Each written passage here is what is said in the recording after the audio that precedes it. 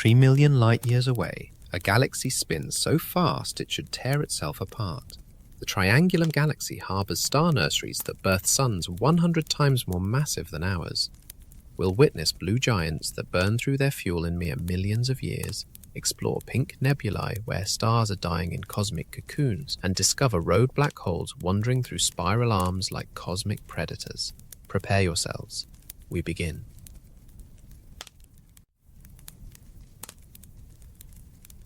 The Triangulum Galaxy spins like a cosmic hurricane that should have destroyed itself billions of years ago. Every night, astronomers point their telescopes toward the constellation Triangulum and witness something impossible.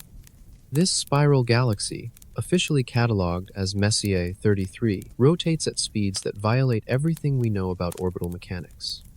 The outer regions move so fast, they should fling themselves into the void like water droplets flying off a spinning wheel. Yet here it stands, defiant. The galaxy stretches 60,000 light-years across, containing 40 billion stars arranged in perfect spiral arms. These arms sweep through space in an elegant dance, but the physics behind this dance makes no sense. According to Newton's laws, objects farther from the center should move slower, just like planets in our solar system. Mercury races around the sun while distant Neptune crawls along its orbit. But Triangulum breaks these rules. Stars at the galaxy's edge move just as fast as those closer to the center. Some regions even accelerate as they get farther out. It's like watching a merry-go-round where the horses on the outer rim gallop faster than those near the center.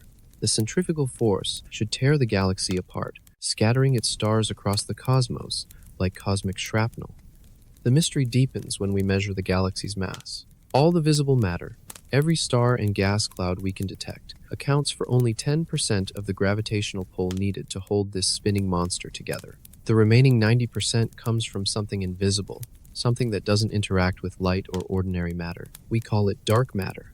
This ghostly substance forms an invisible scaffolding around the galaxy, its gravitational grip preventing the spiral arms from flying apart. Dark matter outweighs all the visible stars 5-to-1, yet we can only detect it through its gravitational effects. It's like trying to understand a dance by watching the shadows on the wall. The implications stagger the mind. If dark matter exists throughout the universe, then everything we see, every star and planet and galaxy, represents just a tiny fraction of reality. We're like inhabitants of a vast city who can only see the streetlights, unaware of the massive buildings that surround us.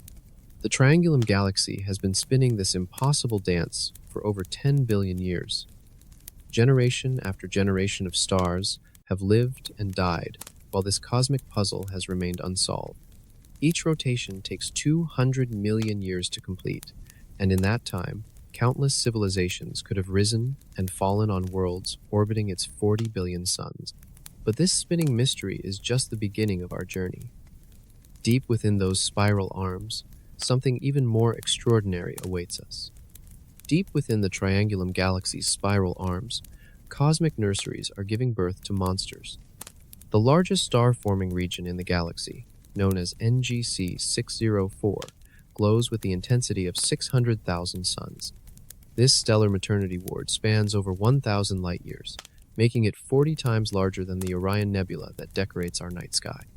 Within this churning cauldron of gas and dust, gravitational forces are sculpting stars, so massive they dwarf our sun like mountains dwarf pebbles. The process begins in silence and darkness. Vast clouds of hydrogen gas, each containing enough material to build 1 million solar systems, drift through space at temperatures just above absolute zero. These molecular clouds are the raw materials of creation, invisible to our eyes but dense enough to block the light of background stars. Then something triggers the collapse. Perhaps a nearby supernova sends shockwaves rippling through the cloud, or maybe 2 gas clouds collide in a cosmic traffic accident. Whatever the cause, gravity takes hold with crushing inevitability.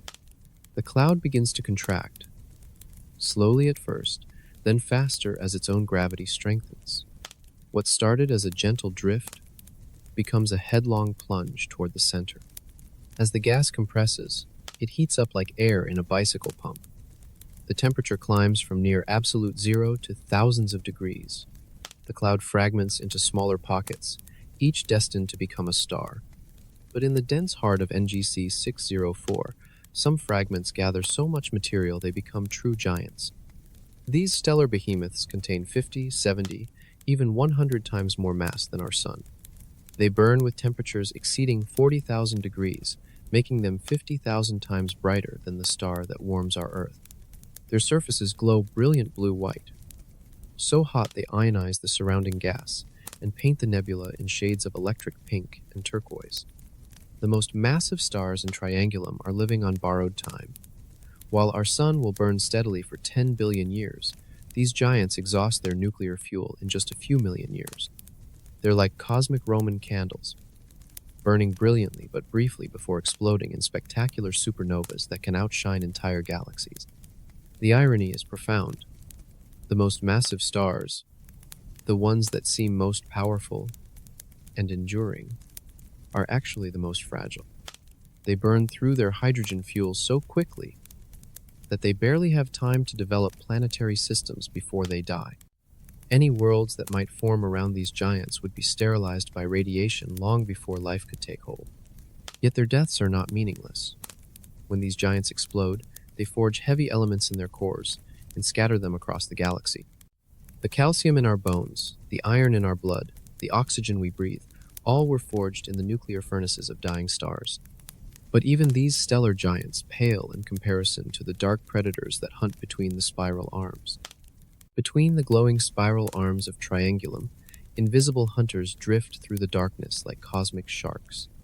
These rogue black holes were born from the deaths of the most massive stars, but unlike their siblings that remain anchored in binary systems, these wanderers have been kicked out of their birthplaces. The violent asymmetry of their formation, when a star's core collapsed in an uneven supernova explosion, sent them careening through space at speeds reaching thousands of kilometers per second. Now they roam the galaxy alone, each one a gravitational monster with the mass of dozens of suns compressed into a sphere smaller than a city. They're completely invisible, detectable only when they devour something in their path. Most of the time they glide through the near vacuum of interstellar space, as silent and deadly as submarines in the deep ocean. The Triangulum Galaxy likely harbors millions of these stellar mass black holes, the graveyard remnants of ancient star-forming epochs. Some formed when the galaxy was young and metal-poor, creating black holes with different properties than those born today. Others are refugees from galactic mergers, flung into wandering orbits when their host galaxies were torn apart by tidal forces. When a rogue black hole encounters a star, the results can be catastrophic.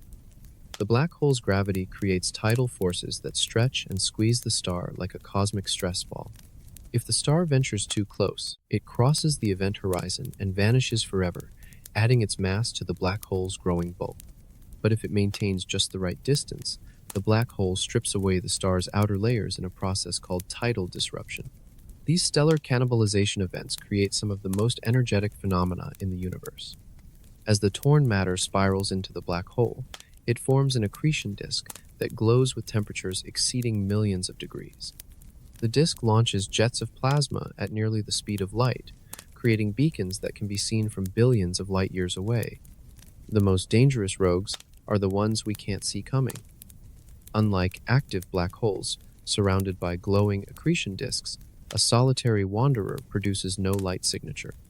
It's like trying to spot a black cat in a coal mine. The only warning would come from gravitational lensing, the way the black hole's gravity bends the light of background stars like a cosmic magnifying glass. For any planetary system in the path of a rogue black hole, the encounter would be apocalyptic. The black hole wouldn't need to directly hit a planet to destroy it. Its gravity would disrupt planetary orbits, potentially flinging worlds into interstellar space, or sending them crashing into their parent stars. The tidal forces alone could trigger massive earthquakes and volcanic eruptions that would reshape entire worlds. The most chilling aspect of these cosmic predators is their longevity. While stars burn out and galaxies evolve, black holes persist virtually forever. They'll still be wandering the cosmos long after the last star has died and the universe has grown cold and dark. In the far future, they may be the only active players in a dead universe, occasionally finding each other in the darkness and merging in collisions that shake the fabric of space-time itself. But not all of Triangulum's wonders are hidden in darkness. In the galaxy's star-forming regions, celestial artists are painting masterpieces in light. Scattered throughout Triangulum's spiral arms, delicate pink veils mark the final breath of dying stars. These glowing clouds, called planetary nebulae, have nothing to do with planets. The name came from 18th century astronomers who thought they looked like distant worlds through their primitive telescopes. In reality, each nebula is a stellar death shroud, the outer layers of a sun-like star blown into space during its final moments. The process begins when a star exhausts the nuclear fuel in its core. For billions of years, the star has maintained a delicate balance between the inward pull of gravity and the outward pressure of nuclear fusion. But when the fuel runs out, gravity wins.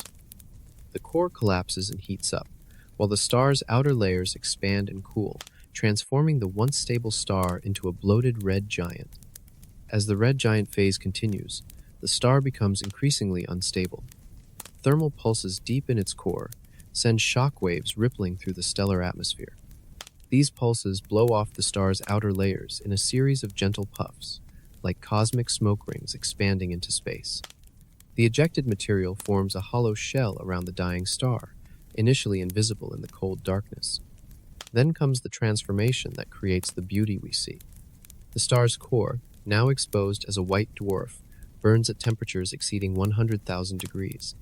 This stellar ember floods the expanding shell with ultraviolet radiation so intense it strips electrons from atoms in the surrounding gas. The ionized hydrogen glows red while oxygen emits green and blue light. The result is a cosmic stained glass window painted in impossible colors. Each planetary nebula tells a unique story of stellar death. Some form perfect spheres, their gas expanding uniformly in all directions. Others create intricate patterns, hourglass shapes, or butterfly wings, sculpted by magnetic fields and companion stars.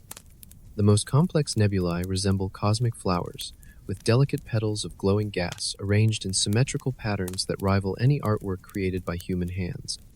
The timescales involved are both vast and fleeting.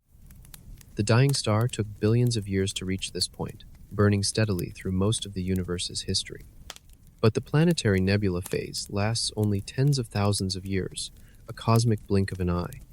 The expanding shell gradually disperses into the interstellar medium, enriching the galaxy with heavy elements forged in the star's core.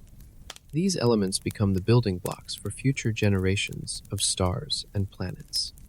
The carbon in our DNA, the nitrogen in our atmosphere, the phosphorus in our bones, all were created in the nuclear furnaces of dying stars and distributed through planetary nebulae. We are literally made of star stuff, recycled cosmic material that once glowed in nebulae like these. The white dwarf at the nebula's center will continue to shine for trillions of years, slowly cooling from white-hot to red to brown to black. It's a preview of our own sun's fate, destined to follow the same path when it exhausts its fuel 5 billion years from now. Our sun will swell into a red giant, engulf the inner planets, and then cast off its outer layers in a final act of cosmic artistry. But while some stars die with gentle beauty, others choose a more violent end, one that can outshine entire galaxies in a single moment of stellar rage. In the heart of Triangulum's most active star-forming regions, blue supergiants burn like cosmic torches, racing toward their own destruction. These stellar giants represent the ultimate paradox of stellar evolution. They're the most massive, most luminous, and most spectacular stars in the galaxy, yet they live the shortest lives. A blue supergiant burns through its nuclear fuel like a Formula One car burning rubber, converting 4 million tons of matter into energy every second. The nuclear furnace in its core reaches temperatures of 50 million degrees, hot enough to fuse elements all the way up to iron. The star's surface temperature exceeds 40,000 degrees, nearly 7 times hotter than our sun. This extreme heat gives the star its characteristic blue-white color and makes it shine with the brightness of 100,000 suns. The stellar wind it produces is so powerful, it strips away material at rates that would completely evaporate our sun in just a few million years. These giants are essentially living on borrowed time from the moment they ignite. While our sun will burn steadily for 10 billion years, a blue supergiant exhausts its hydrogen fuel in just 3 to 5 million years. It's like comparing a sip of water to a fire hose, both drawn from the same reservoir but consumed at vastly different rates. The star's death throes begin in its core, where nuclear fusion has built up layers of increasingly heavy elements.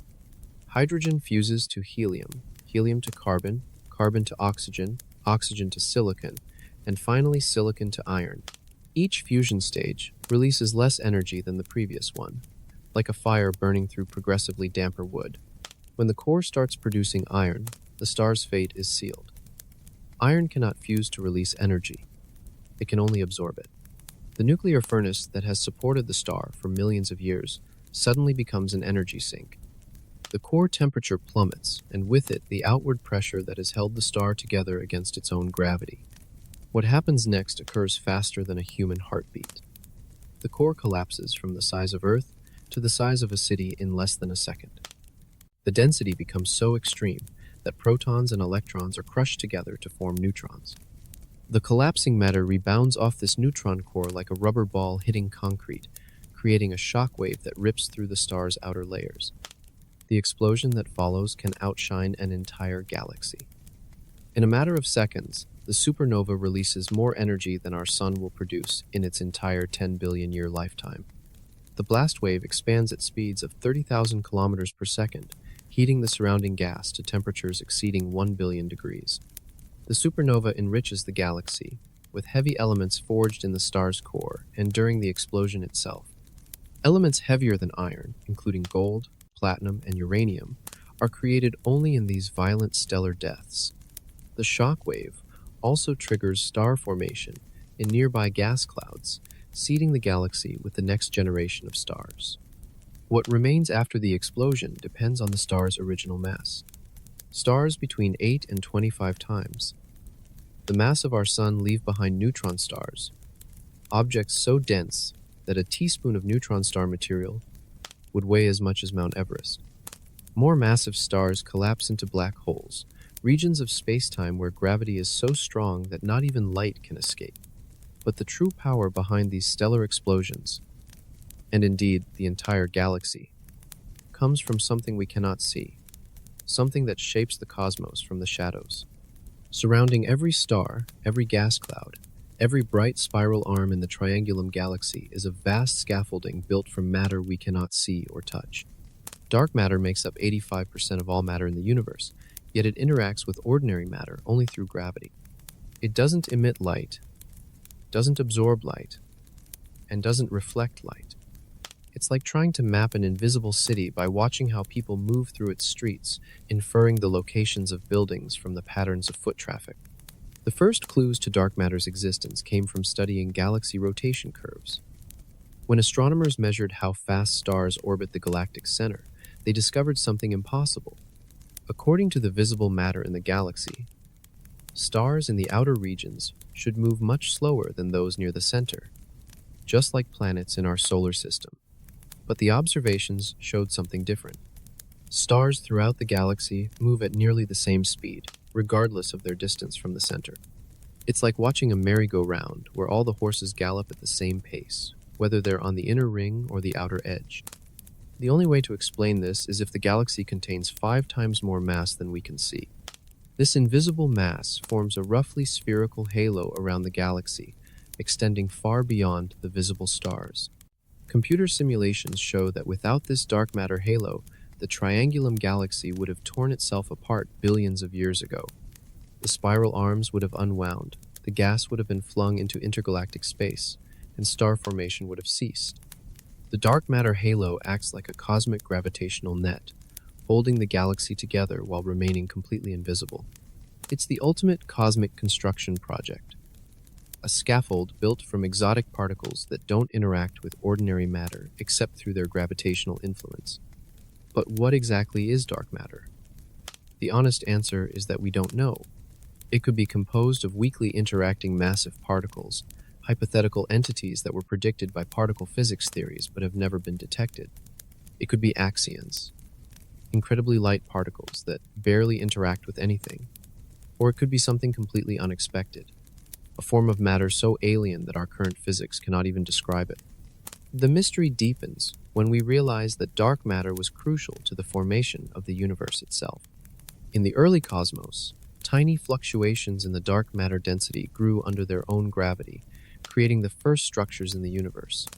These dark matter halos became the seeds around which galaxies formed, providing the gravitational wells that allowed ordinary matter to collapse and ignite the first stars. Without dark matter, the universe would be a very different place. Galaxies would be smaller and less stable. Star formation would be less efficient. The cosmic web of filaments and voids that connects galaxies across billions of light years would never have formed. We might be living in a universe with no large-scale structure at all, just isolated stars drifting through empty space. The search for dark matter has become one of the greatest detective stories in science. Deep underground laboratories shield sensitive detectors from cosmic rays, waiting for the telltale signature of a dark matter particle collision. Particle accelerators smash protons together at nearly the speed of light, hoping to create dark matter particles in high-energy collisions. Space telescopes scan the cosmos for the gravitational signatures of dark matter clumps. Yet, despite decades of searching, dark matter remains as elusive as ever. It's everywhere and nowhere, holding the universe together while remaining completely invisible to our instruments. The Triangulum Galaxy is embedded in an ocean of dark matter, swimming through an invisible medium that shapes its destiny. But within this dark ocean, brilliant beacons of light announce the birth of new stars with spectacular displays of cosmic fireworks.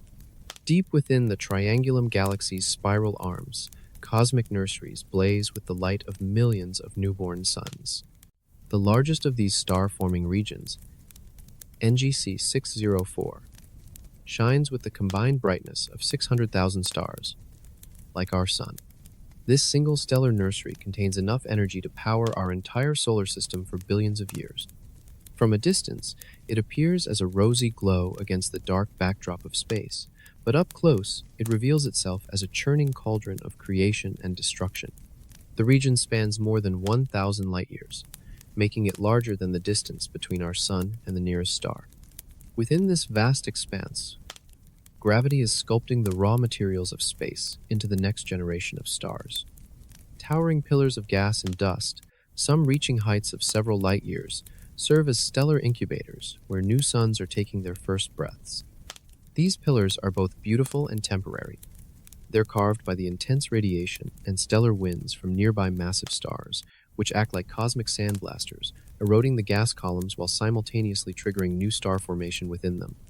The process is a delicate balance between creation and destruction, with each new star contributing to the forces that will eventually disperse the very cloud that gave it birth. The youngest stars in these regions are still embedded in their birth cocoons, visible only in infrared light that can penetrate the surrounding dust. These stellar embryos are fed by accretion disks of swirling material that spiral inward, growing hotter and brighter as they approach the star's surface. Some of these disks may be forming planetary systems, laying the groundwork for future worlds. The most massive stars in these regions burn so brightly they ionize the surrounding gas, creating glowing bubbles of plasma that expand like cosmic soap bubbles. These emission nebulae paint the star-forming regions in vibrant colors, with red hydrogen, blue oxygen, and green doubly ionized oxygen, creating a palette that would make any artist envious. The energy output from these stellar nurseries is staggering. A single massive star can produce as much energy in 1 second as our Sun produces in an entire year. When dozens or hundreds of these giants form in the same region, they create stellar associations that can outshine entire galaxies. The radiation pressure from these young stars is so intense it can blow away the remaining gas in the region, effectively shutting down further star formation. But the influence of these stellar nurseries extends far beyond their visible boundaries. The hot gas they produce rises above the galactic disk, creating fountains of enriched material that rain back down onto the galaxy. This galactic fountain carries heavy elements forged in stellar cores to regions where they can be incorporated into the next generation of stars and planets. The stellar winds from massive stars collide and interact, creating superbubbles of hot gas that can grow to hundreds of light-years in diameter. These bubbles serve as cosmic mixing bowls, stirring the interstellar medium and distributing heavy elements throughout the galaxy. When the most massive stars explode as supernovas, they add even more energy to these bubbles, sometimes breaking through the galactic disk entirely. The life cycle of a star-forming region follows a predictable pattern.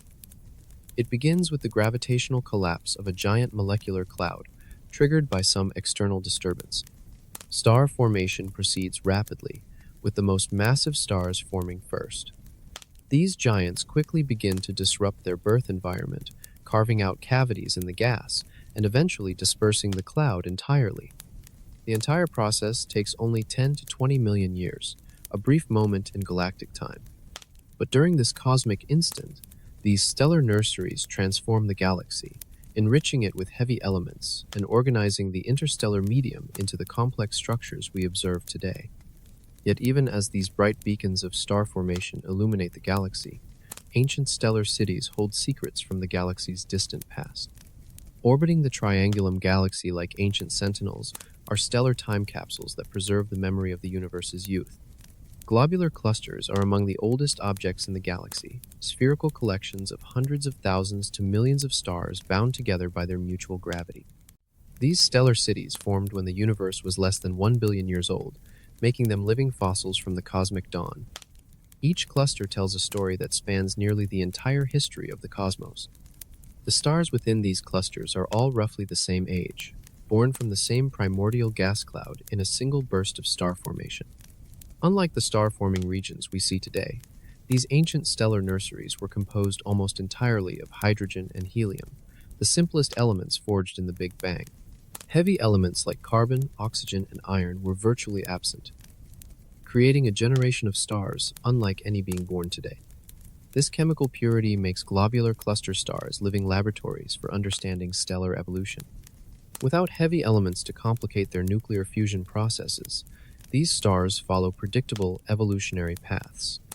The most massive stars have long since exploded as supernovas or evolved into white dwarfs, leaving behind populations of smaller, longer-lived stars that will shine for trillions of years. The Triangulum Galaxy hosts several dozen globular clusters, each containing clues about the galaxy's formation and early history. These clusters didn't form where we see them today. When they were born, the galaxy was a chaotic, turbulent place, with gas clouds colliding and merging in a cosmic dance of destruction and creation. The clusters formed in the dense cores of these colliding clouds, then survived the galaxy's violent youth to become the ancient relics we observe today. The distribution of globular clusters around the galaxy reveals the shape of the dark matter halo that surrounds it. Unlike the stars in the galactic disk, which follow circular orbits, globular clusters trace elongated elliptical paths that carry them far above and below the galactic plane. These orbits map out the three-dimensional structure of the galaxy's invisible dark matter scaffolding. Each cluster is a gravitational masterpiece, with stars packed so densely that the night sky from a planet within the cluster would be ablaze with thousands of bright stars.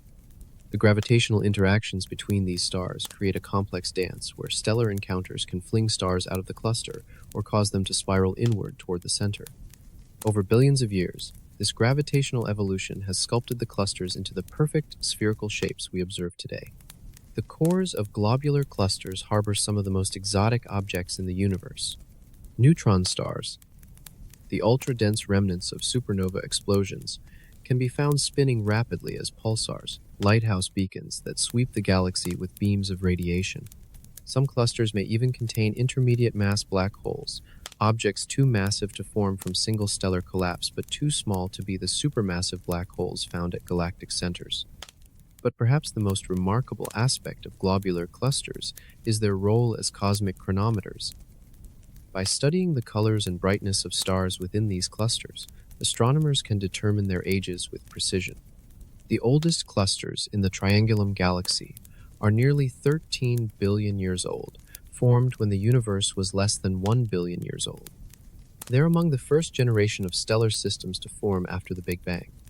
These ancient stellar cities have witnessed the entire history of galaxy formation. They've seen the galaxy grow from a small, chaotic collection of gas clouds into the majestic spiral we observe today. They've survived countless close encounters with other clusters, the disruption of galactic mergers, and the gradual chemical enrichment of the galaxy through successive generations of star formation. As we peer into these globular clusters, we're looking back in time to an era when the universe was young and the first stellar civilizations were taking shape. But the galaxy's structure is more dynamic than these ancient clusters might suggest, with spiral arms acting as cosmic highways that channel the flow of gas and stars. The elegant spiral arms of the Triangulum Galaxy aren't just beautiful decorations, they're cosmic highways that channel the flow of matter and energy across tens of thousands of light years.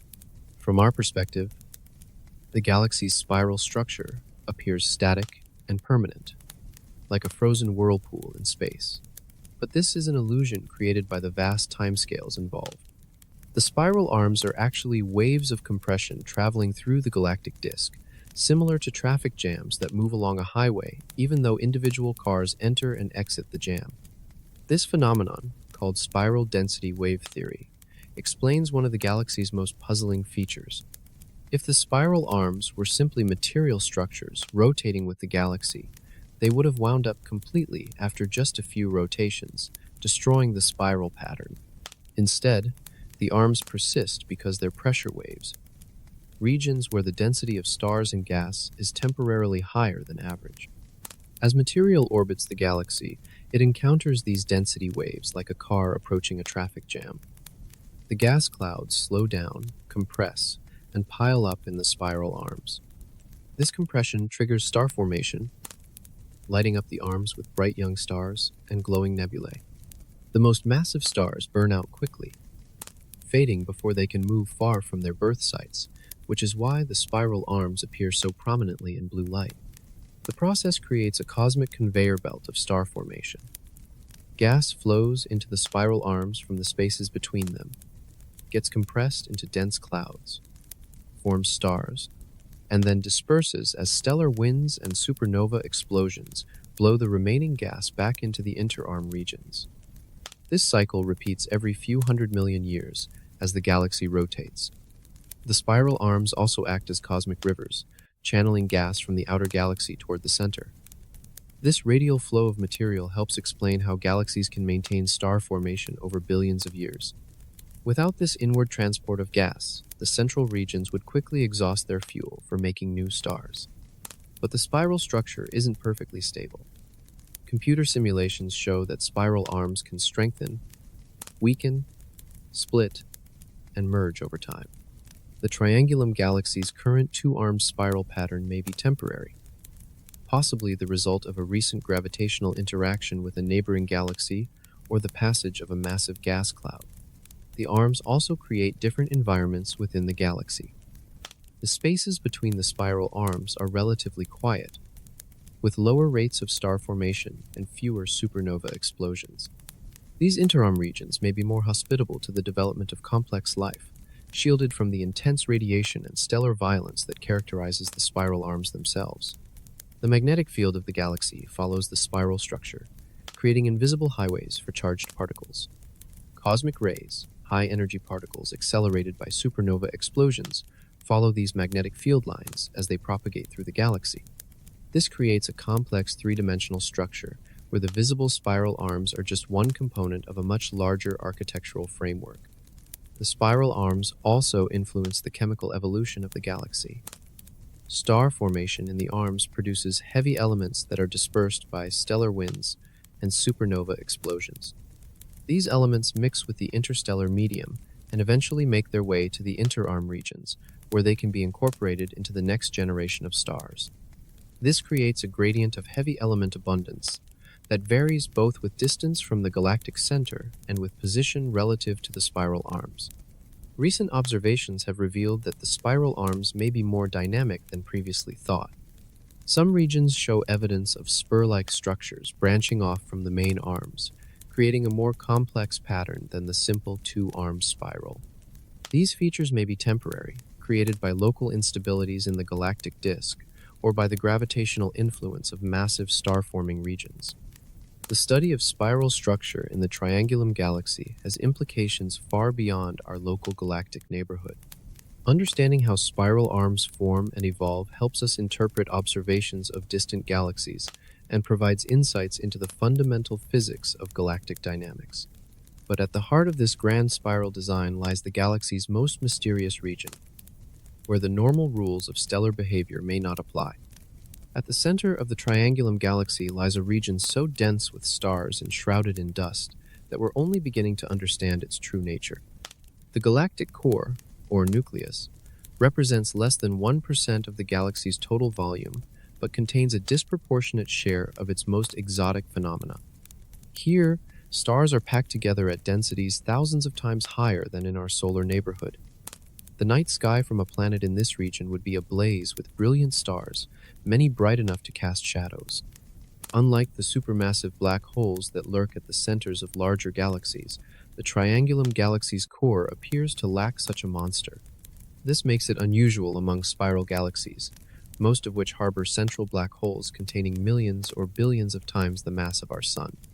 The absence of a supermassive black hole suggests that the Triangulum Galaxy may have had a different evolutionary history than its larger cousins. Instead of a central black hole, the core region contains a dense concentration of older stars, many of them red giants and supergiants that have evolved beyond their main sequence lifetimes. These stellar elders dominate the infrared light from the galactic center, creating a warm glow that can be detected even through the obscuring dust clouds that surround the region. The dust itself tells a story of stellar death and renewal. Much of it consists of heavy elements forged in the cores of dying stars and dispersed through supernova explosions and stellar winds. Silicon, carbon, and iron atoms that were created in stellar furnaces now drift as microscopic grains through the interstellar medium, absorbing and scattering starlight. This dust creates a cosmic fog that makes the galactic center one of the most challenging regions to study. Visible light from the core stars is almost completely absorbed, forcing astronomers to rely on infrared and radio observations that can penetrate the dusty veil. Each new wavelength reveals different aspects of the core's structure and activity. Recent infrared surveys have revealed an unexpected level of star formation activity in the central region. Despite the apparent lack of a supermassive black hole, the core shows signs of recent stellar births, with young hot stars scattered throughout the older stellar population. This suggests that gas is still flowing into the center and collapsing to form new stars, possibly triggered by spiral arm dynamics or past gravitational interactions. The core also contains several unusual stellar objects that may be the products of the extreme environment. Close stellar encounters in the dense core can strip matter from one star and transfer it to another, creating exotic binary systems and stellar remnants. Some of these objects may be blue stragglers, stars that appear younger than their surroundings because they've been rejuvenated by mass transfer or stellar mergers. X-ray observations have revealed another layer of complexity in the galactic center. Hot gas with temperatures exceeding millions of degrees creates a diffuse glow that extends throughout the core region.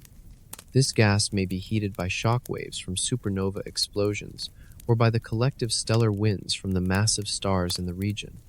The magnetic field in the galactic core is particularly strong and complex, twisted into intricate patterns by the rotation of the galaxy and the turbulent motions of the gas. These magnetic fields may play a crucial role in channeling gas flows and influencing star formation rates in the central region. Perhaps most intriguingly, the core shows evidence of past violent activity. Expanding shells of hot gas suggest that the region has experienced periods of enhanced star formation and supernova activity in the past. These starbursts may have been triggered by gravitational interactions with other galaxies or by the infall of large gas clouds from the outer regions. The study of the Triangulum Galaxy's core provides a unique laboratory for understanding galactic evolution. Unlike the violent, active cores of larger galaxies dominated by supermassive black holes, this quieter nucleus allows us to study the more subtle processes that shape galactic centers over cosmic time. As we continue to peer through the cosmic dust with ever more sophisticated instruments, the secrets of the galactic heart slowly reveal themselves, each discovery adding another piece to the puzzle of how galaxies form, evolve, and eventually meet their fate in the cosmic dance of the universe. In the heart of the Triangulum Galaxy's most active regions, stellar metropolises burn with the collective light of millions of suns. These massive star clusters, some containing over 1 million individual stars, shine so brightly they can be seen from billions of light years away. The largest of these stellar cities, known as superclusters, pack more luminous mass into a few dozen light years than our entire local galactic neighborhood contains in 1,000 light years. The most spectacular of these clusters formed in violent bursts of star formation triggered by galactic collisions or the passage of massive gas clouds. When conditions are just right, a single molecular cloud can collapse to form not just a few scattered stars, but an entire stellar civilization all at once. The gravitational collapse happens so rapidly that millions of stars ignite within a few million years, creating a stellar fireworks display that outshines entire dwarf galaxies. These newborn stellar cities are dominated by the most massive stars in the universe, blue and white supergiants that burn with temperatures exceeding 50,000 degrees. The combined radiation from these stellar titans creates a pressure so intense it can blow away entire star-forming regions, carving out vast cavities in the interstellar medium. The energy output from a single massive cluster can exceed the luminosity of 100 million stars like our Sun. The clusters themselves are gravitational masterpieces, with stars orbiting their common center of mass in complex patterns that have been refined over millions of years. The most massive stars sink toward the center through gravitational interactions, while smaller stars are flung toward the outer regions.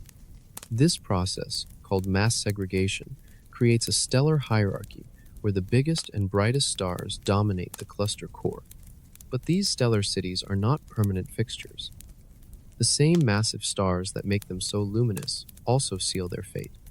Within just a few million years, the most massive stars begin to explode as supernovas, adding their energy to the stellar winds that are already pushing against the cluster's boundaries.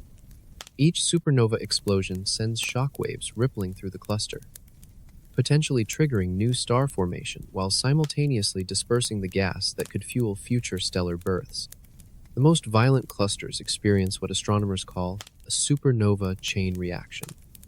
One massive star explodes, compressing nearby gas clouds and triggering the formation of even more massive stars. These new giants burn through their fuel rapidly and explode in turn, creating a cascade of stellar death that can illuminate the entire cluster for thousands of years. Some of these stellar cities are so massive they approach the boundary between star clusters and dwarf galaxies. The largest contain enough material to form their own gravitational wells, trapping gas and dust that can fuel multiple generations of star formation. These objects blur the line between stellar associations and true galaxies, representing a transitional class of cosmic structures. The stellar winds from massive clusters create superbubbles of hot gas that can grow to thousands of light years in diameter. These bubbles serve as cosmic laboratories where the interstellar medium is heated, compressed, and enriched with heavy elements. The expanding shells of gas eventually break through the galactic disk, creating fountains of hot material that rain back down onto the galaxy. The light from these stellar cities can be seen across vast distances, serving as beacons that mark the locations of the most active star-forming regions in the universe. When we observe distant galaxies, the bright knots of light we see are often massive star clusters similar to those in the Triangulum Galaxy, cosmic lighthouses that guide our understanding of galactic evolution. Yet even these brilliant stellar cities cannot match the destructive power of the expanding caverns carved by ancient stellar explosions.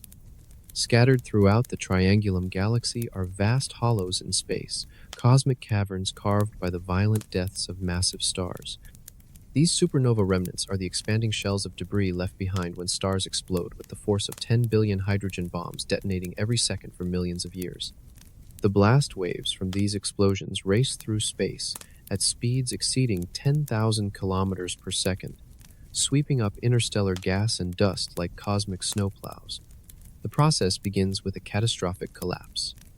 When a massive star exhausts its nuclear fuel, its core implodes in less than a second, rebounding in an explosion that can outshine an entire galaxy.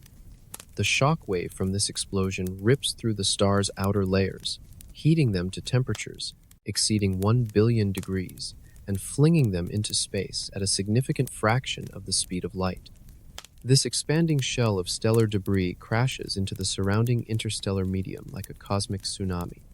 The collision creates a double shock wave system, with one shock moving outward into the interstellar gas and another moving inward through the ejected stellar material. The region between these shocks becomes a furnace where gas is heated to millions of degrees, creating a glowing bubble of plasma that can be detected across the electromagnetic spectrum. The supernova remnant grows larger and fainter as it expands, eventually reaching diameters of hundreds of light years. During this evolution, the remnant acts as a cosmic particle accelerator, using magnetic fields and shock waves to accelerate particles to nearly the speed of light. These cosmic rays then propagate throughout the galaxy, carrying energy and information about stellar explosions across vast distances. The shapes of supernova remnants tell stories of stellar violence and interstellar architecture. Some form perfect spheres, expanding uniformly in all directions through a homogeneous medium. Others create complex filamentary structures that trace the magnetic field lines and density variations in the surrounding space. The most spectacular remnants form intricate lacework patterns of glowing gas, with delicate filaments and knots that reveal the turbulent physics of shockwave propagation. These cosmic caverns have profound effects on their galactic neighborhoods. The hot gas they create rises above the galactic disk, forming chimneys and fountains that transport heavy elements from the disk to the galactic halo. This process helps regulate the chemical evolution of the galaxy, ensuring that elements forged in stellar cores are distributed throughout the galactic ecosystem. The energy injection from supernova remnants also influences star formation rates in nearby regions. The shock waves can trigger the collapse of molecular clouds, initiating new episodes of stellar birth. But the same explosions can also disrupt star-forming regions, heating the gas to temperatures too high for gravitational collapse. This creates a complex feedback loop where stellar death influences stellar birth across multiple generations. Some supernova remnants interact with each other, creating superbubbles when multiple explosions occur in the same region. These enormous cavities can grow to thousands of light years in diameter, dominating the structure of the interstellar medium over vast regions. The largest superbubbles can break through the galactic disk entirely, creating pathways for gas to flow between the disk and the halo. The study of supernova remnants provides crucial insights into stellar evolution, interstellar physics, and galactic dynamics. Each remnant is a natural laboratory where extreme conditions create phenomena that cannot be reproduced on Earth. But even these violent stellar explosions pale in comparison to the cosmic ballet performed by binary star systems dancing toward their doom. Throughout the Triangulum Galaxy, millions of binary star systems perform an elegant gravitational ballet that will end in violence. More than half of all stars in the galaxy are born in pairs or groups, locked in orbital embraces that can last billions of years. These cosmic couples dance around their common center of mass, their gravitational attraction maintaining a delicate balance between approaching too close and drifting apart. But this celestial waltz is not eternal. Time, stellar evolution, and the inexorable pull of gravity conspire to create endings more dramatic than any terrestrial tragedy. The most common fate awaits systems where one star is significantly more massive than its companion. The massive star evolves faster, exhausting its nuclear fuel first and swelling into a red giant. As it expands, its outer layers reach the point where the companion star's gravity becomes stronger than its own. Material begins to flow from the giant to its smaller partner, creating a bridge of glowing gas between the two stars. This mass transfer fundamentally changes both stars. The donor star loses mass and can actually extend its lifetime by shedding its outer layers. The recipient star, meanwhile, gains mass and brightens dramatically. In some cases, the infalling material forms an accretion disk around the smaller star, heating up to millions of degrees and creating a brilliant source of X-rays. The mass transfer process is rarely smooth or steady. The flow of material can be unstable, creating nova explosions when enough hydrogen accumulates on the surface of the receiving star. These novae can temporarily make the system 10,000 times brighter than normal, creating stellar fireworks that can be seen from great distances across the galaxy. But some binary systems are destined for even more spectacular endings. When both stars are massive enough to form neutron stars or black holes, the system enters a death spiral that can last millions of years. The two compact objects orbit each other with increasing speed, their orbital energy carried away by gravitational waves that ripple through the fabric of spacetime itself. As the orbit shrinks, the two objects spiral inward, like water circling a drain. The final moments of this cosmic dance occur in a matter of seconds, with the neutron stars or black holes orbiting each other hundreds of times per second before finally colliding. The merger releases more energy and gravitational waves than all the visible stars in the observable universe combined. These kilonova explosions create conditions so extreme they forge heavy elements that cannot be produced in normal stellar cores.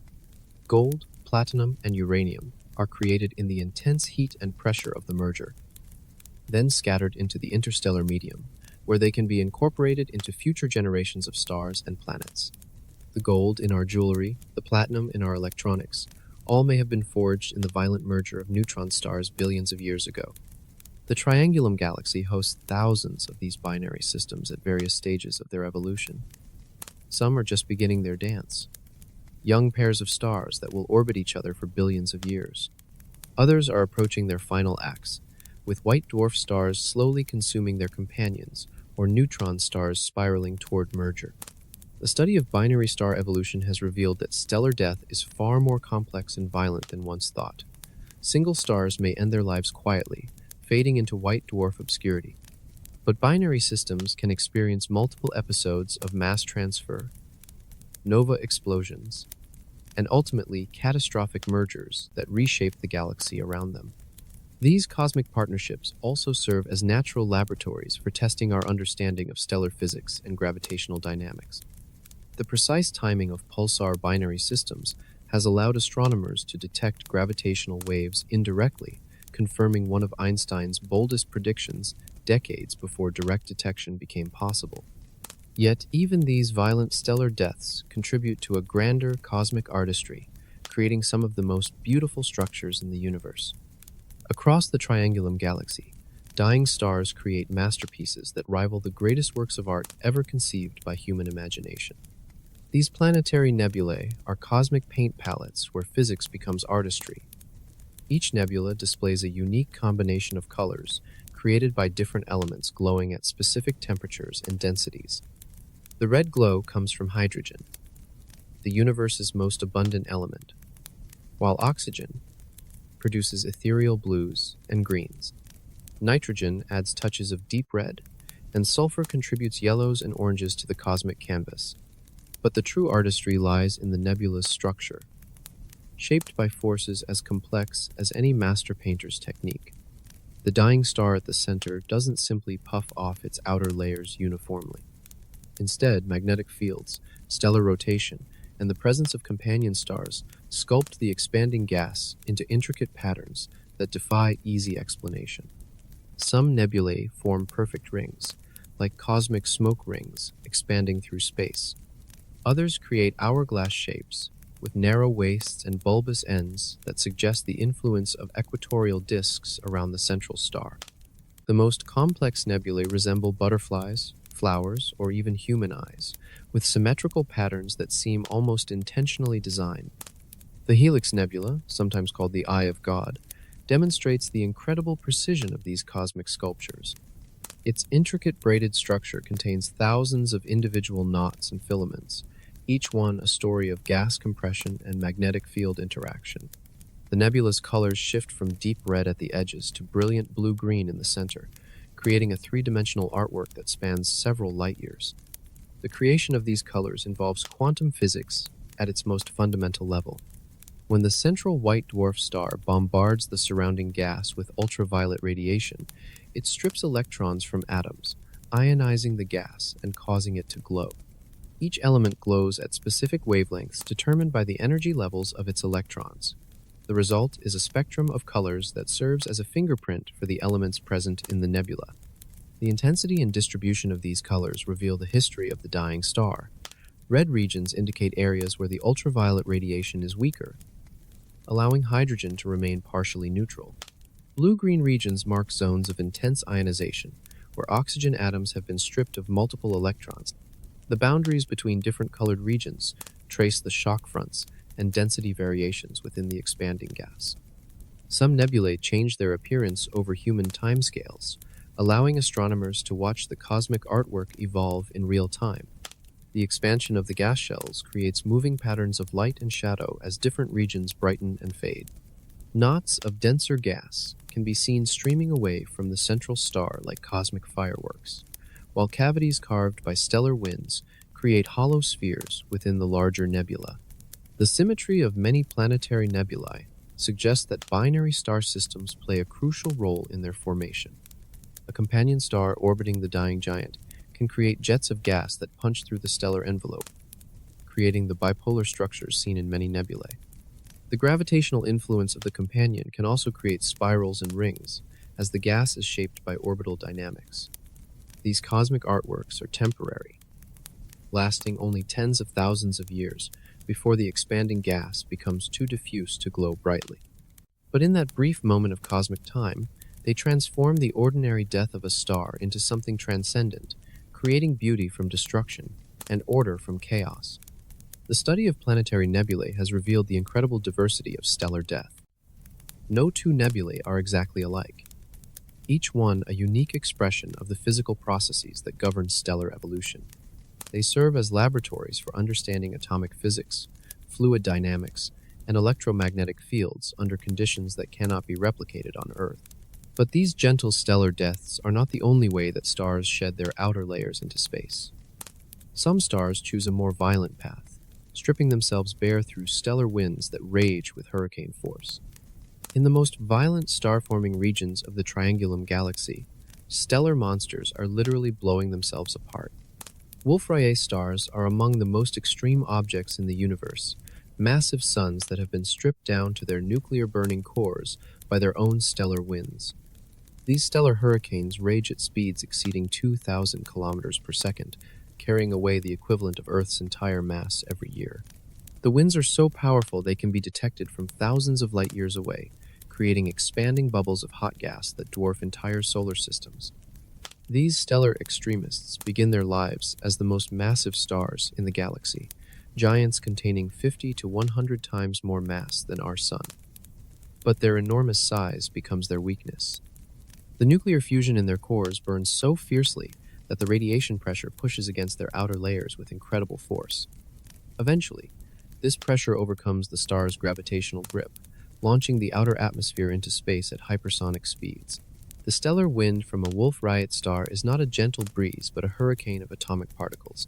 The mass loss rate can exceed 1/1,000,000th of a solar mass per year, meaning these stars lose the equivalent of our entire Sun's mass in just a few million years. The expelled material carries away not just mass but also angular momentum, causing the star to spin faster as it shrinks, like a figure skater pulling in their arms. What remains after this stellar stripping is a naked stellar core, burning helium and heavier elements in a nuclear furnace that reaches temperatures of 100 million degrees. The surface temperature of these exposed cores can exceed 50,000 degrees, making them some of the hottest stars known. They shine with a brilliant blue-white light that ionizes gas across vast distances, creating glowing nebulae that can be seen from outside the galaxy. The stellar winds from Wolf-Rayet stars don't expand uniformly. Instead, they create complex structures shaped by the star's magnetic field, rotation, and the presence of companion stars.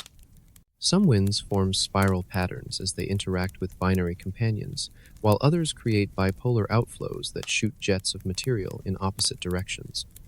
The most spectacular Wolf-Rayet nebulae resemble cosmic roses or butterflies, with delicate petals of glowing gas arranged in beautiful symmetrical patterns. These stellar winds carry heavy elements forged in the star's core out into the interstellar medium. Carbon, oxygen, and nitrogen, produced by nuclear fusion, are dispersed across the galaxy, enriching the raw materials for future star formation. Some Wolf-Rayet stars produce so much carbon that they create sooty clouds of carbon dust, painting dark silhouettes against the bright background of star-forming regions. The interaction between Wolf-Rayet winds and the surrounding interstellar medium creates some of the most energetic phenomena in the galaxy. When these high-speed winds collide with nearby gas clouds, they create shock waves that can trigger new episodes of star formation. The winds can also carve out vast cavities in the interstellar medium, creating bubble-like structures that can grow to hundreds of light years in diameter. But the most dramatic aspect of Wolf-Rayet evolution is how it ends. Having stripped away their outer layers, these stars have exposed their cores to space, creating conditions that lead to some of the most violent explosions in the universe. The lack of a massive hydrogen envelope means that when these stars finally explode as supernovas, they produce different types of explosions than normal massive stars. Some Wolf-Rayet stars may produce hypernova explosions, events so energetic they can create gamma-ray bursts that outshine entire galaxies. These explosions are thought to be the birth sites of the most massive black holes and may be responsible for some of the heaviest elements in the universe. The study of Wolf-Rayet stars has revealed the incredible diversity of stellar evolution. These objects represent a brief but crucial phase in the lives of the most massive stars, a time when stellar winds reshape both the star and its surrounding environment. They serve as natural laboratories for studying extreme stellar physics and the complex interplay between nuclear fusion, stellar winds, and magnetic fields.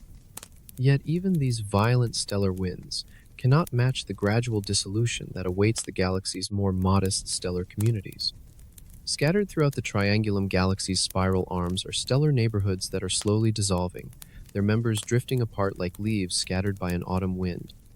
Open star clusters are the galaxy's most fragile communities, loose associations of hundreds to thousands of stars born from the same molecular cloud.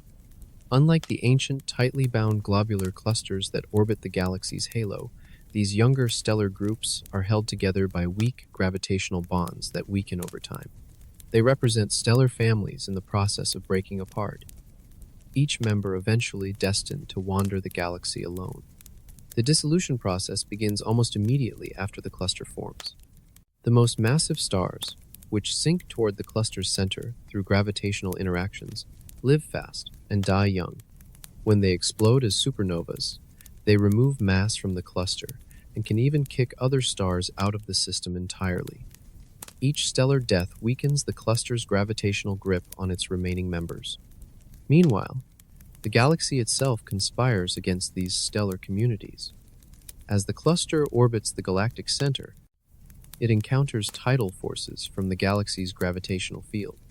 These forces stretch the cluster, pulling stars away from its outer edges like ocean tides pulling sand from a beach. The process is gradual but relentless, stripping away the cluster's least bound members over millions of years. The cluster's journey through the galaxy also exposes it to gravitational perturbations from giant molecular clouds, spiral arms, and other stellar systems. Each encounter can scatter cluster members, sending them on new orbits that may never bring them back to their stellar family.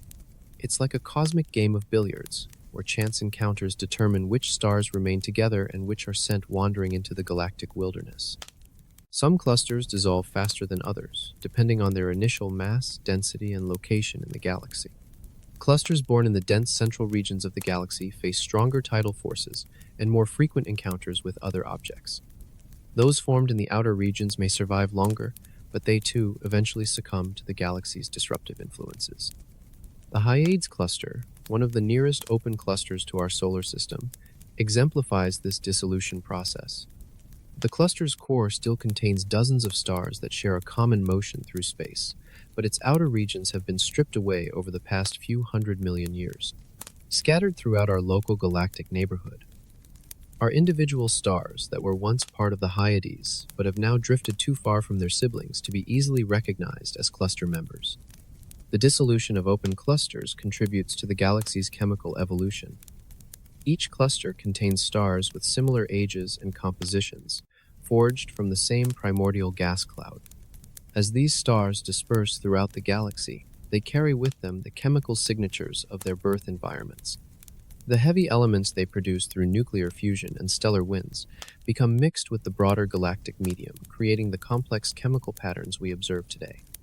Some dissolved clusters leave behind streams of stars that share similar motions and compositions, creating moving groups that can be traced across the galaxy. These stellar streams are like fossil records of ancient cluster dissolution, allowing astronomers to reconstruct the history of stellar formation and dispersal over cosmic time. The study of cluster dissolution has revealed that the galaxy's stellar population is far more dynamic than once thought. Stars don't simply orbit the galactic center in isolation, but are part of complex flows and streams that reflect the galaxy's violent history. The Sun itself may have been born in an open cluster that dissolved billions of years ago, scattering its stellar siblings across the galaxy. The process of cluster dissolution also affects the potential for life in the galaxy. Stars born in clusters experience different radiation environments and gravitational perturbations than those born in isolation. The dissolution process can send stars into new regions of the galaxy, potentially exposing any planetary systems to different conditions than they experienced during their formation. Yet beneath all these visible stellar phenomena lies an invisible ocean that connects every star, every cluster, and every galaxy in the universe. Flowing through the vast spaces between stars is an invisible ocean that connects every corner of the Triangulum Galaxy in a complex web of matter and energy. The interstellar medium is far from empty space. This cosmic ocean contains roughly 1 atom per cubic centimeter, a density so low it would be considered a perfect vacuum by terrestrial standards. Yet across the galaxy's 60,000 light-year diameter, this tenuous material adds up to billions of solar masses of gas and dust, equal to about 10% of all the matter in the galaxy. This invisible ocean exists in multiple phases, each with its own temperature, density, and dynamics. The coldest regions are giant molecular clouds, where temperatures barely exceed absolute zero and hydrogen atoms combine to form molecules. These clouds are the galaxy's stellar nurseries, dense enough to collapse under their own gravity and give birth to new stars. Between these cold clouds flows a warm medium of neutral hydrogen, heated by starlight and cosmic rays to temperatures of several thousand degrees. This material fills much of the galaxy's volume, creating a tenuous atmosphere that permeates the space between star systems. It's like the air in a vast cosmic cathedral, invisible but essential to the structure of the whole. The hottest phase of the interstellar medium reaches temperatures exceeding 1 million degrees, created by supernova explosions and stellar winds from massive stars. This superheated plasma forms bubbles and cavities that can grow to hundreds of light years in diameter, creating a frothy structure that resembles cosmic sea foam. The hot gas rises above the galactic disk, creating fountains and chimneys that connect the disk to the galaxy's extended halo. These different phases don't exist in isolation, but are constantly interacting, trading mass and energy in a complex dance of thermodynamics. Cold clouds can be heated by shock waves from supernovas, while hot gas can cool and condense to form new molecular clouds. The result is a dynamic ecosystem where the conditions for star formation are constantly changing. The interstellar medium also serves as the galaxy's circulatory system, transporting heavy elements forged in stellar cores throughout the galactic ecosystem. When massive stars explode as supernovas, they inject carbon, oxygen, silicon, and iron into the surrounding medium. These elements mix with the existing gas, gradually enriching the galaxy's chemical composition and providing the raw materials for rocky planets and life itself. Magnetic fields thread through this cosmic ocean, creating invisible highways for charged particles and influencing the flow of gas on galactic scales.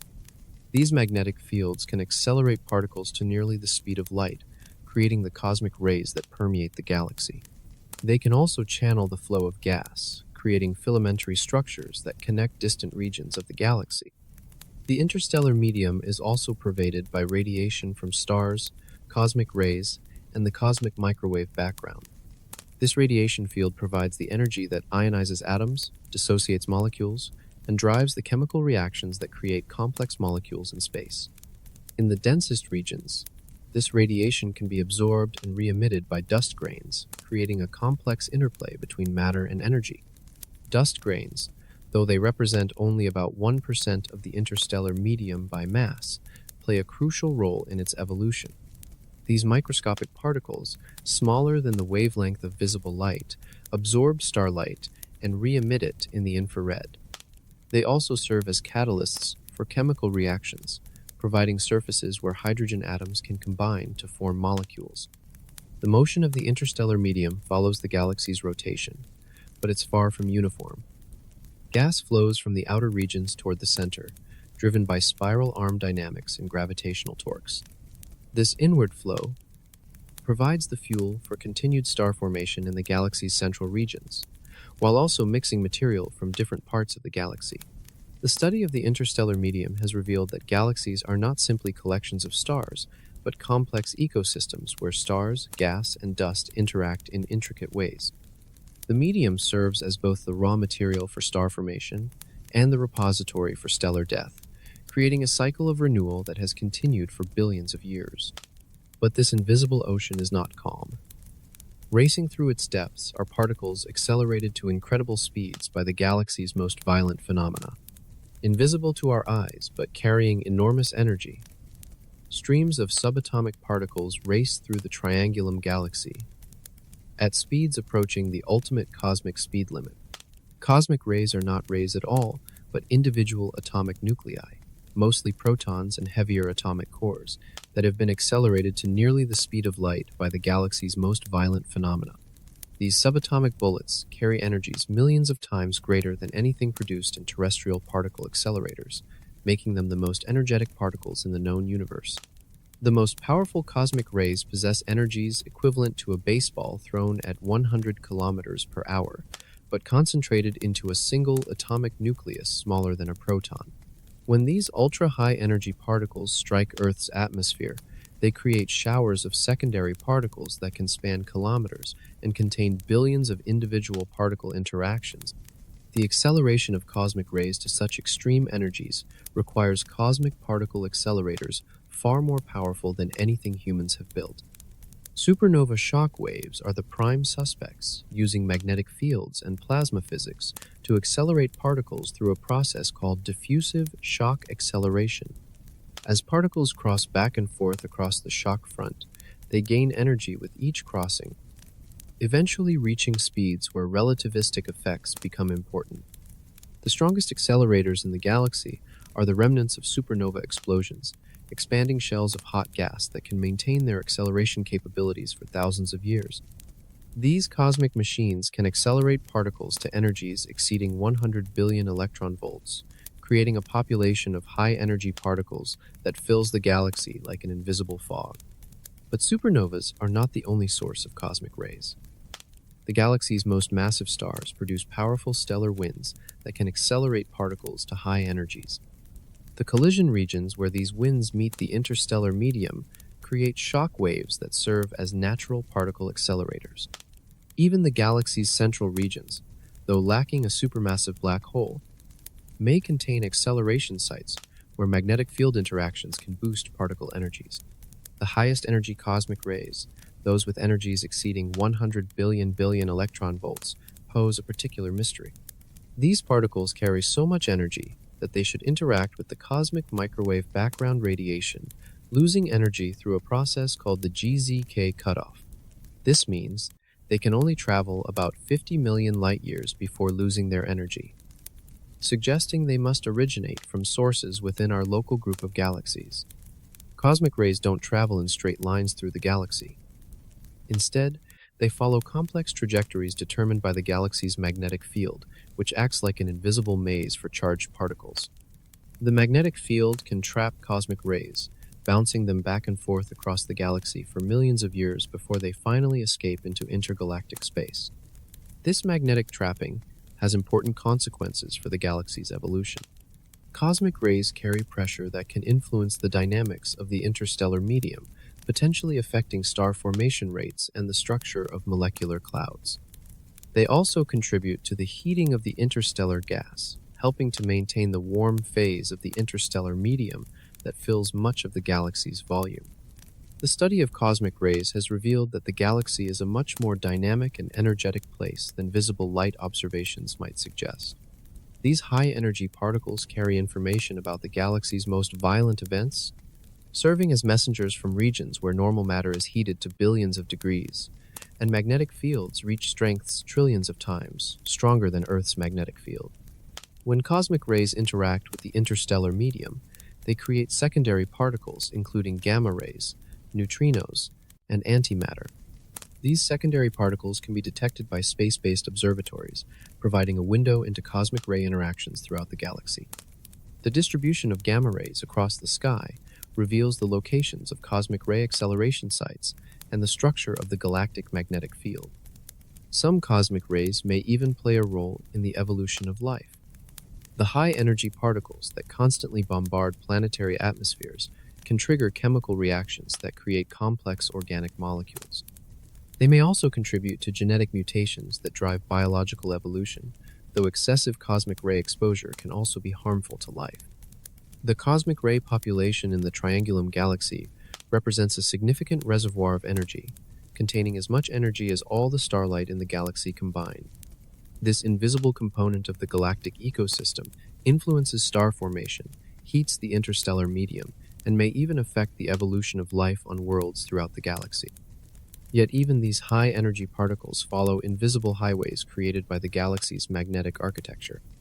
Threading through every cubic centimeter of the Triangulum Galaxy is an invisible scaffolding built from magnetic fields that shape the cosmos on the largest scales. The galaxy's magnetic field is roughly 1 million times weaker than Earth's magnetic field, so faint it would barely deflect a compass needle. Yet this tenuous field extends across tens of thousands of light years, creating a vast electromagnetic structure that influences everything from the birth of stars to the flow of cosmic rays. It's like a cosmic nervous system, an invisible network that connects distant regions of the galaxy through electromagnetic forces. This magnetic architecture follows the galaxy's spiral structure, with field lines that trace elegant curves through the galactic disk. The magnetic field is strongest in the spiral arms, where it's amplified by the compression of gas in these regions. It's weaker in the spaces between the arms, creating a complex three-dimensional pattern that mirrors the galaxy's visible structure. The magnetic field lines act like invisible highways for charged particles, channeling the flow of cosmic rays and hot plasma throughout the galaxy. Particles with electric charge become trapped along these field lines, spiraling around them in helical trajectories that can extend for thousands of light years. This creates a population of high-energy particles that fills the galaxy like an invisible atmosphere. The origin of galactic magnetic fields remains one of the great mysteries of astrophysics. Some theories suggest they were present from the galaxy's formation, remnants of primordial magnetic fields that existed in the early universe. Others propose that they were generated by dynamo processes, where the rotation of the galaxy amplifies weak seed fields over billions of years. The galactic dynamo operates like a cosmic generator, using the differential rotation of the galaxy to twist and amplify magnetic field lines.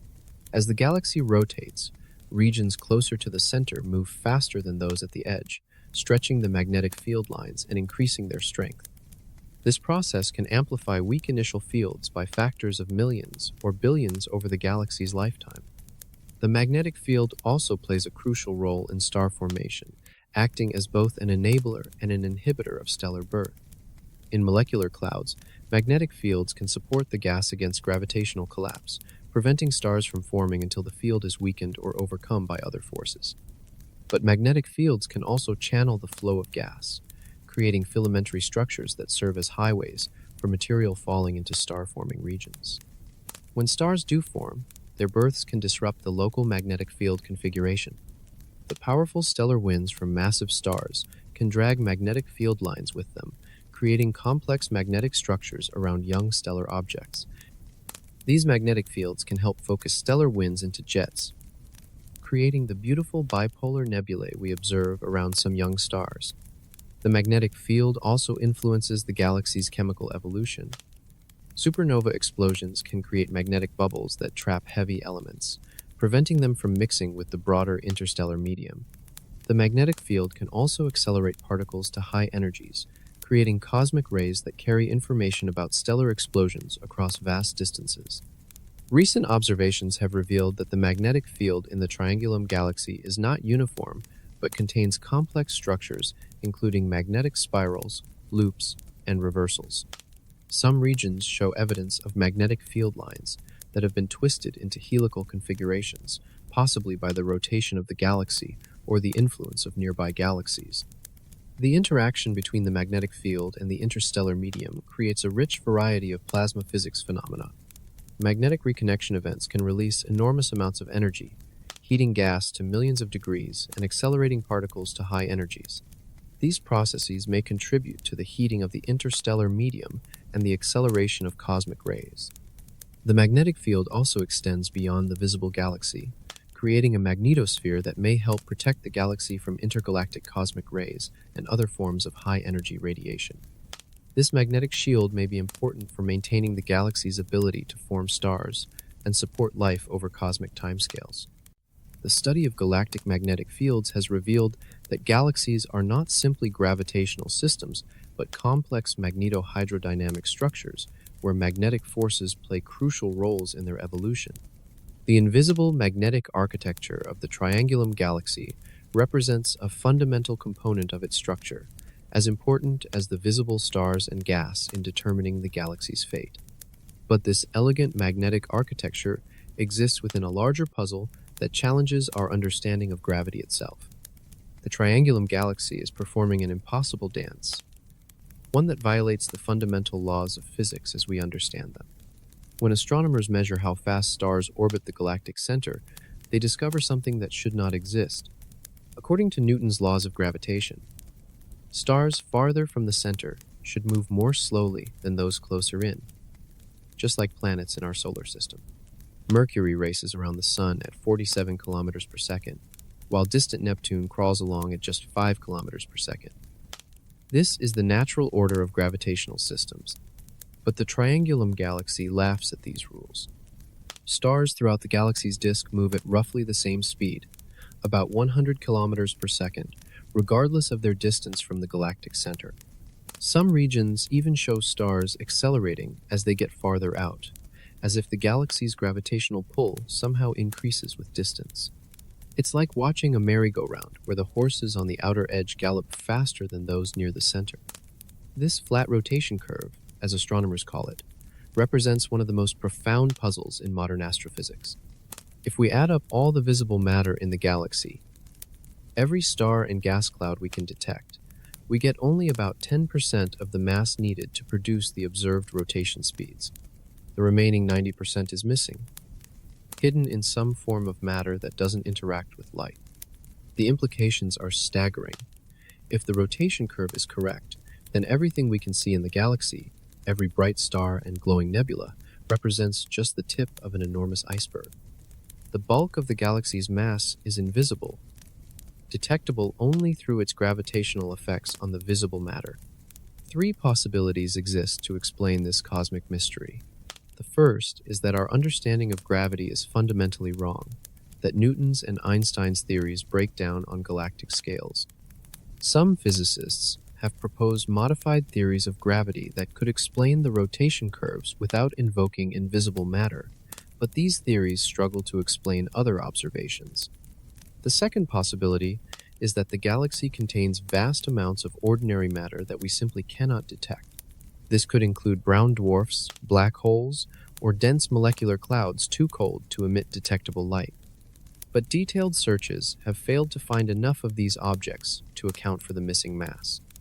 The third possibility is that the galaxy is embedded in a halo of exotic matter that interacts only through gravitational forces. This dark matter, as it's called, would outweigh all the visible matter in the galaxy by a factor of 5 to 1. Computer simulations show that such a dark matter halo could explain not only the rotation curve, but also the galaxy's stability over billions of years. The rotation curve also reveals the three-dimensional structure of the galaxy's mass distribution. The fact that the curve remains flat out to the galaxy's visible edge suggests that the dark matter halo extends far beyond the visible stars, possibly encompassing a volume hundreds of times larger than the luminous galaxy. We may be seeing only the bright core of a much larger, invisible structure. This dark matter halo would contain roughly 100 billion times the mass of our Sun, making it the dominant component of the galaxy's gravitational field.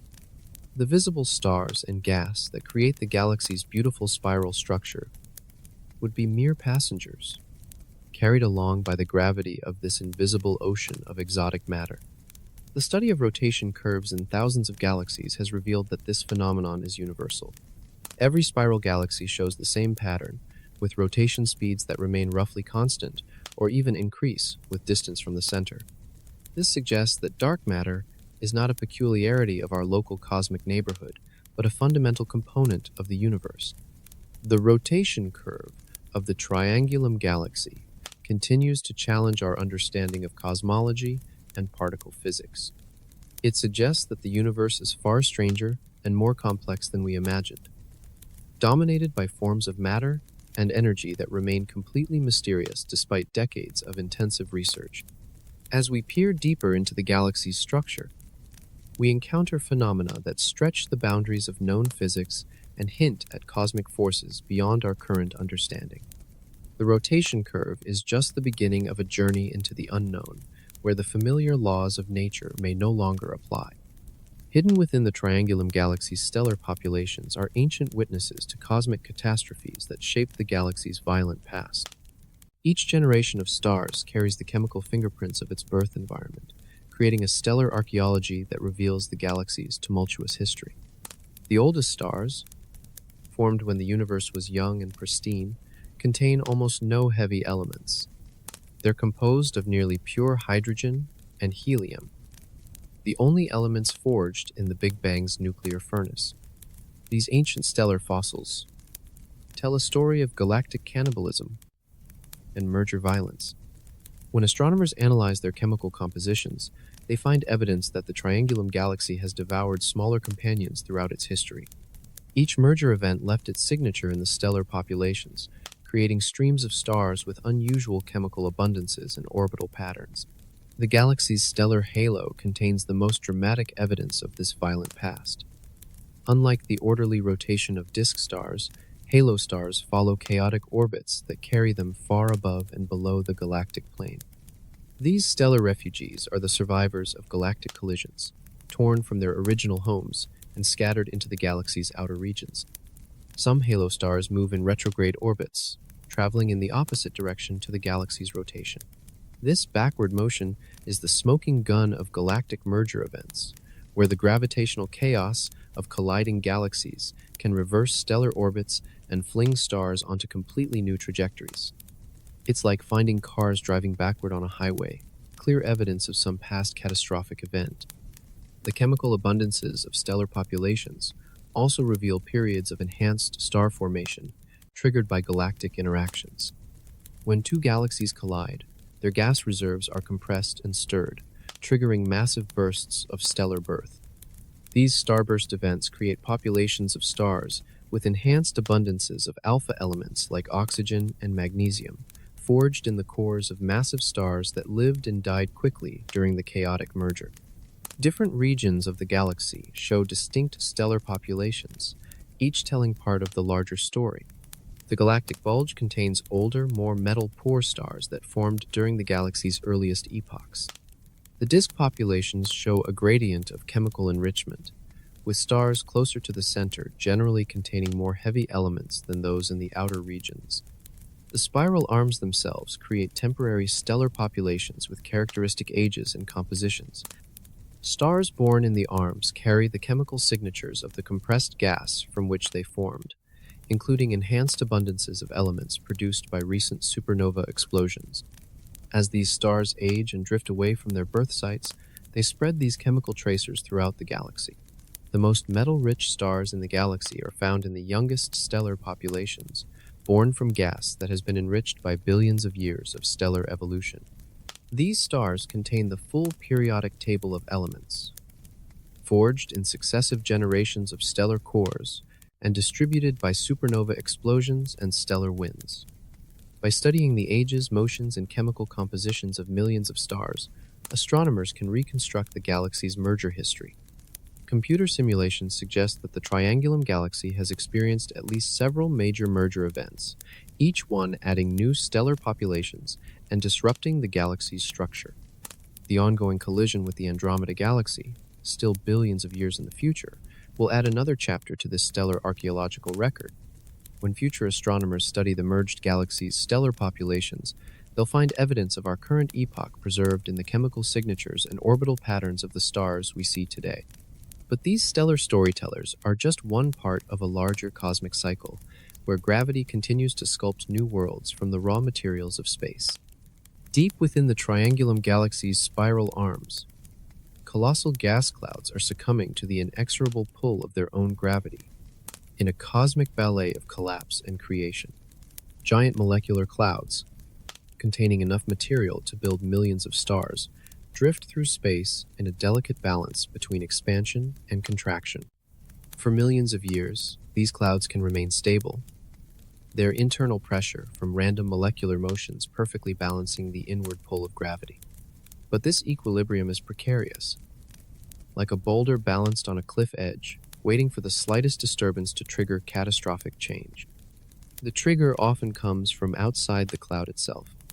A shock wave from a nearby supernova explosion, the gravitational influence of a passing star, or the compression caused by spiral arm dynamics can tip the balance.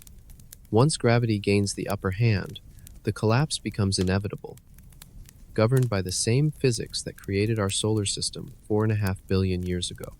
The collapse begins slowly, almost imperceptibly. The cloud contracts by just a few percent over thousands of years, gradually increasing its density while cooling toward absolute zero. But as the cloud becomes denser, its gravitational pull strengthens, accelerating the infall of material. What started as a gentle drift becomes a headlong plunge toward the center. As the gas compresses, it begins to fragment into smaller clumps, each destined to become a stellar nursery. The largest fragments may contain hundreds of times the mass of our Sun, while the smallest might have just enough material to form a single star. This fragmentation process is chaotic and unpredictable, governed by turbulence, magnetic fields, and the random motions of the gas itself. The collapsing fragments heat up as gravitational potential energy converts to thermal energy, following the same principle that makes a bicycle pump warm when you compress air. Temperatures that started near absolute zero climb to hundreds, then thousands of degrees. The gas begins to glow faintly in infrared light, marking the birth of what astronomers call protostars.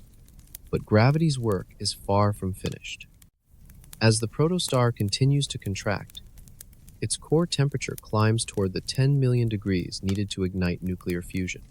The journey from cold molecular cloud to burning star takes about 50 million years for a Sun-like star, but can happen much faster for more massive objects. The most massive protostars can ignite fusion in less than 1 million years, racing through their formation process like cosmic sprinters. The collapse isn't uniform or smooth. Magnetic fields threading through the gas can slow the infall, while rotation causes the material to flatten into a disk around the growing protostar. This disk becomes the birthplace of planetary systems, where dust grains stick together to form pebbles, then boulders, then planets. The same gravitational collapse that creates stars also sets the stage for the formation of worlds. Some collapsing clouds create not single stars but entire stellar systems. Multiple fragmentation can produce binary and triple star systems, where two or more stars orbit their common center of mass. In the densest regions, dozens or even hundreds of stars can form simultaneously, creating the open clusters that pepper the galaxy's spiral arms.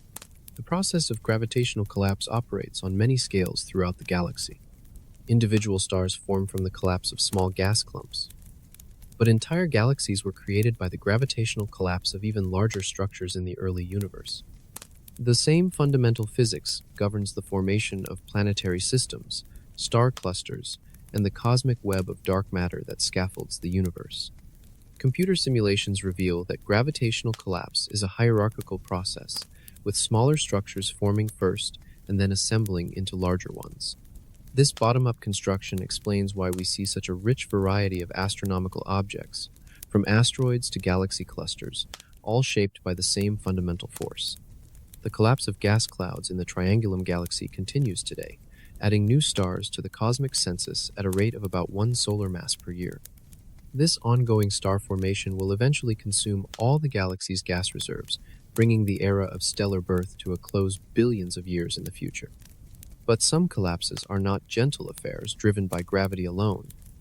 When stellar violence intervenes, the results can trigger avalanches of creation across vast regions of space. Across the Triangulum Galaxy, the violent deaths of massive stars are triggering avalanches of stellar birth in a cosmic cycle where destruction enables creation. When a massive star explodes as a supernova, it doesn't simply disappear in a flash of light. The explosion creates a shock wave that races through space at speeds exceeding 10,000 kilometers per second, carrying the energy equivalent of our sun's entire lifetime output compressed into a few seconds. This expanding shell of superheated gas becomes a cosmic bulldozer, reshaping the galaxy's architecture and seeding the next generation of stars. The shock wave begins its journey when the star's core collapses and rebounds, sending a pressure pulse racing through the stellar envelope. Within hours, this wave breaks free from the dying star and plows into the surrounding interstellar medium. The collision creates temperatures exceeding 100 million degrees, hot enough to strip electrons from atoms and create a plasma so energetic it glows in X-rays. As the shock wave expands, it encounters the giant molecular clouds that drift through the galaxy's spiral arms. These clouds, which have existed in stable equilibrium for millions of years, suddenly find themselves under assault by a wall of superheated gas traveling faster than a speeding bullet. The gentle balance between gravity and pressure that kept them stable is shattered in an instant. The shock wave doesn't destroy these clouds, but compresses them, like a cosmic fist squeezing a sponge.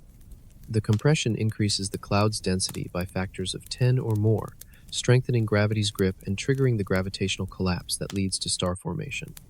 Regions that might have remained stable for millions more years suddenly begin their transformation into stellar nurseries.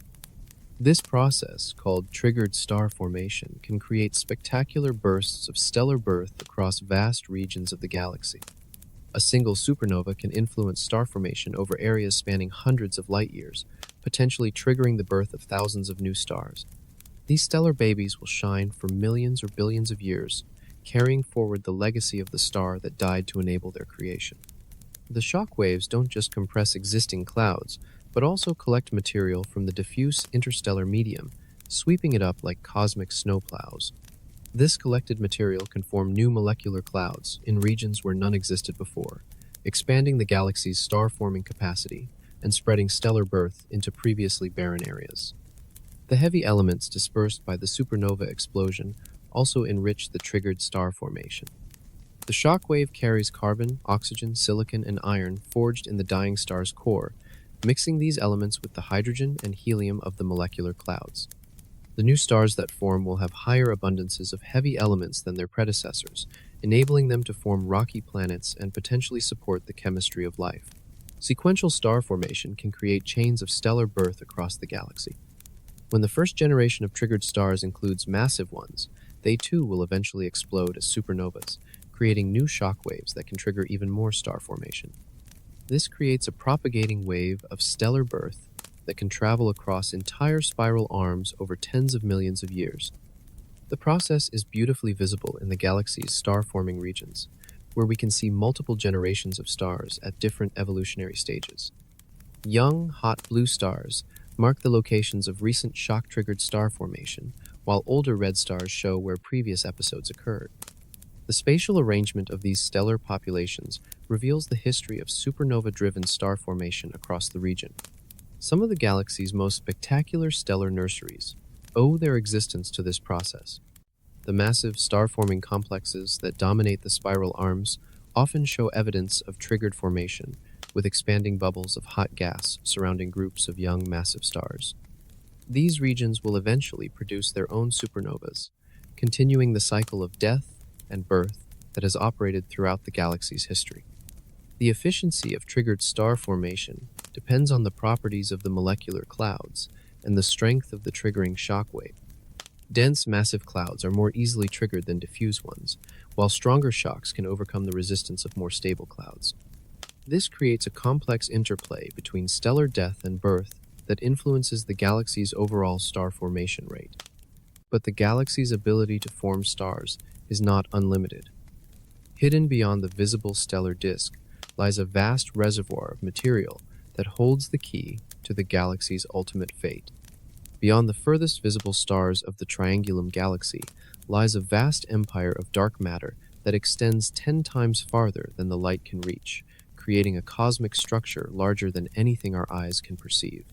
The bright spiral arms and glowing star-forming regions that define our view of the galaxy represent only the luminous heart of a much larger gravitational system.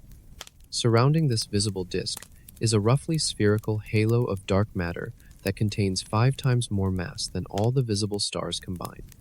If we could see this invisible structure, the galaxy would appear as a vast, diffuse sphere rather than the elegant spiral we observe. This dark matter halo extends to distances of nearly 1 million light-years from the galactic center, making the true galaxy 15 times larger in diameter than its visible appearance suggests. The halo's outer boundary is so far from the galactic center that light from the galaxy's core takes 1 million years to reach its edge, longer than humans have existed as a species. The halo's gravitational influence shapes everything within it. The beautiful spiral structure we see exists only because the dark matter halo provides the gravitational scaffolding needed to maintain it. Without this invisible foundation, the galaxy's rotation would have wound up the spiral arms long ago, destroying the elegant pattern we observe today. Computer simulations reveal that the dark matter halo has a complex internal structure, with subhalos and density variations that reflect the galaxy's violent formation history. These substructures are the gravitational fossils of smaller dark matter clumps that merged to build the galaxy, each one adding its mass to the growing halo over billions of years. The halo also contains more than just dark matter. Scattered throughout this vast volume are ancient globular clusters, stellar streams from disrupted dwarf galaxies, and a diffuse population of halo stars that follow highly elliptical orbits. These objects serve as tracers of the halo's gravitational field, revealing its three-dimensional structure through their motions.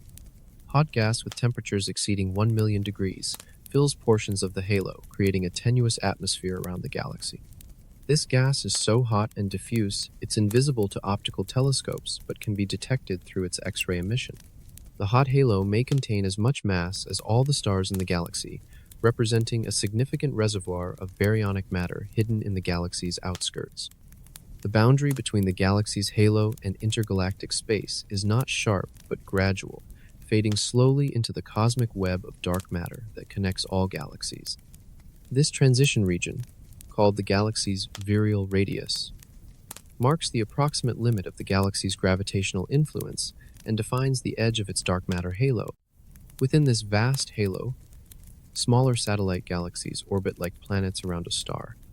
These dwarf companions are embedded in their own dark matter subhalos, creating a hierarchical structure where halos exist within larger halos.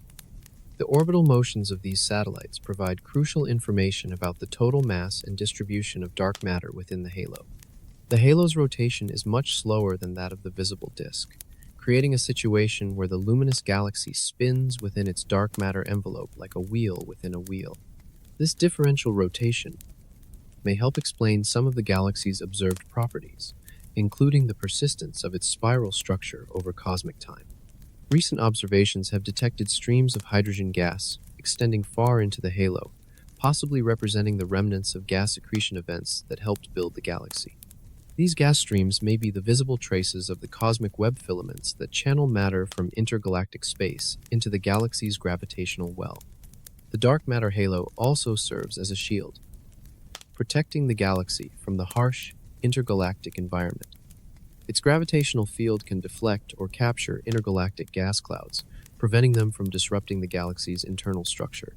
This protective function may be crucial for maintaining the galaxy's ability to form stars over cosmic time. The study of galactic halos has revealed that visible galaxies are just the bright cores of much larger dark matter structures.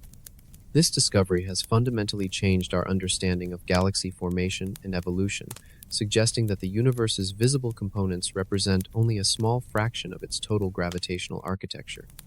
But this protective halo cannot shield the galaxy from the gravitational influence of its much larger neighbor, whose tidal forces are already beginning to reshape the galaxy's destiny. The Triangulum Galaxy is being slowly torn apart by invisible forces, its outer regions stretched and warped by the gravitational influence of its massive neighbor, the Andromeda Galaxy.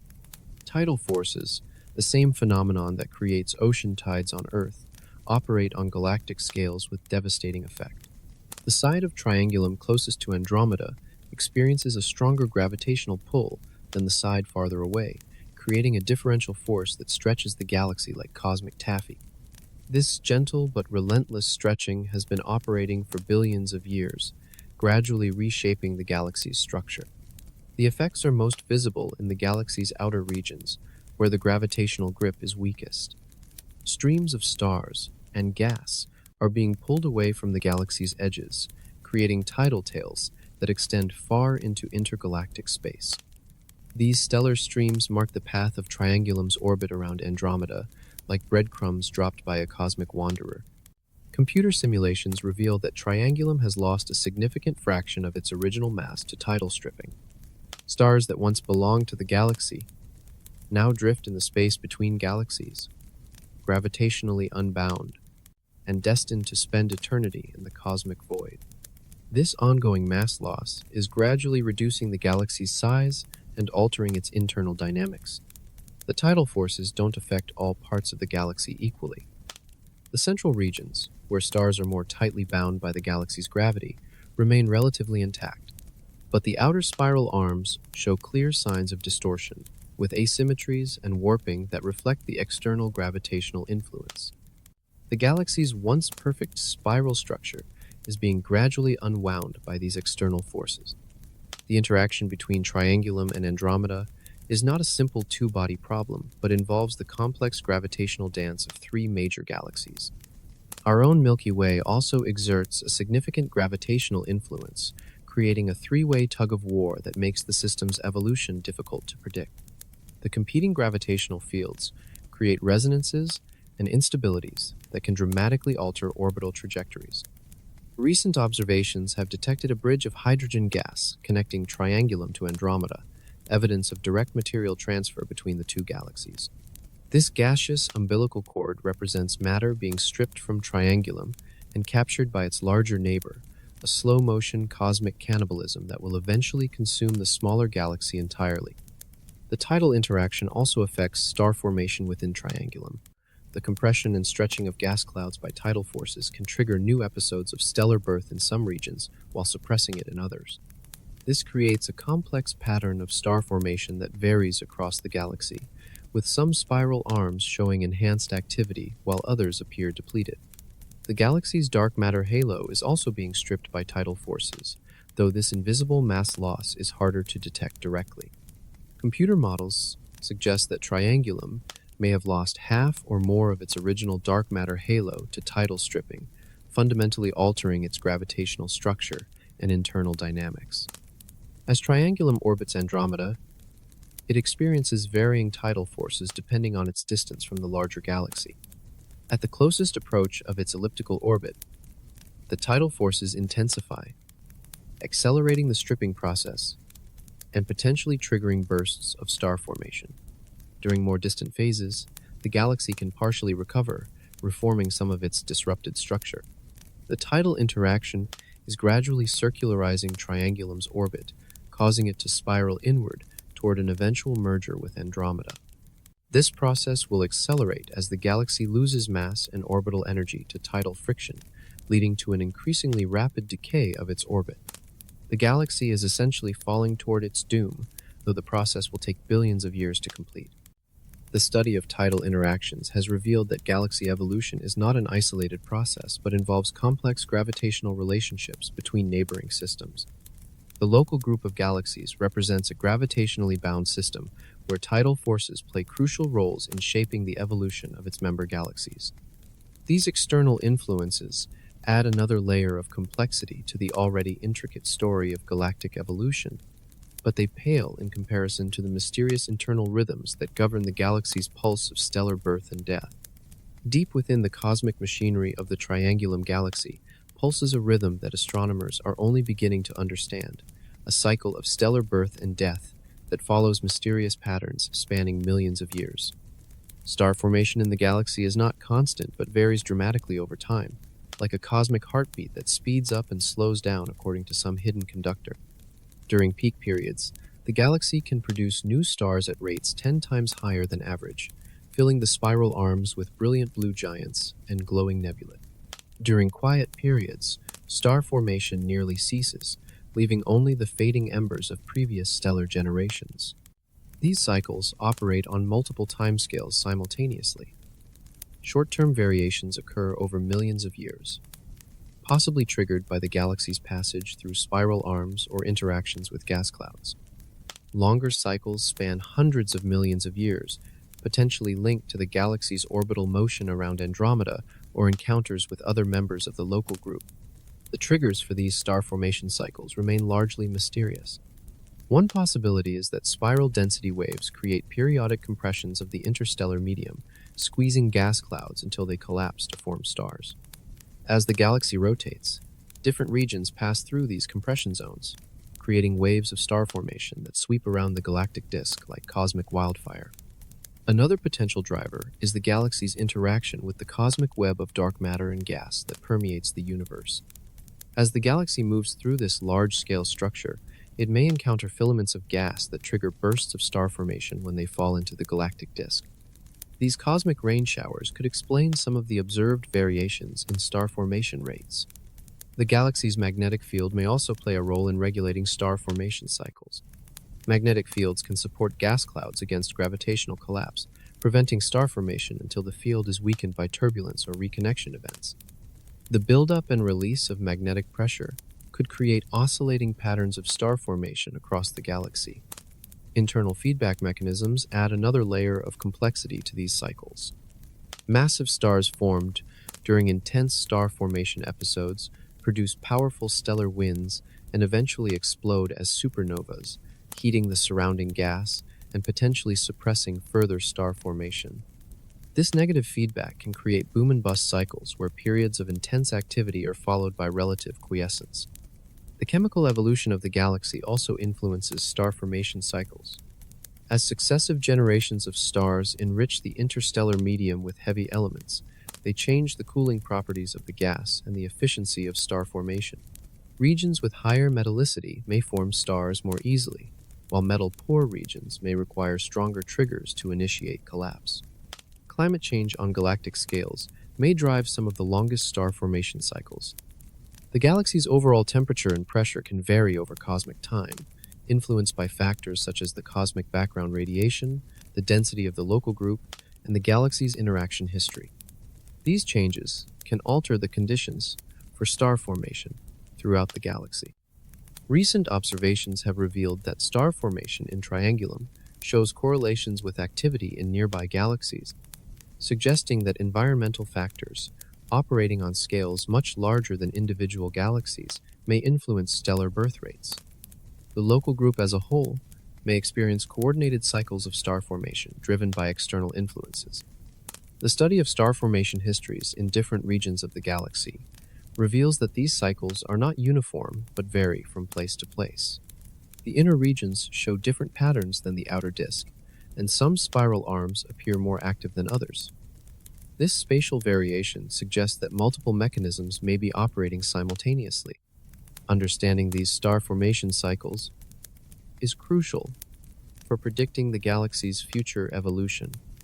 The current star formation rate determines how long the galaxy's gas reservoirs will last and when star formation will eventually cease. These cycles also influence the galaxy's chemical evolution and the formation of planetary systems that could support life. The mystery of galactic star formation cycles represents one of the frontiers of modern astrophysics, where observations are revealing complex patterns that challenge our theoretical understanding of how galaxies work.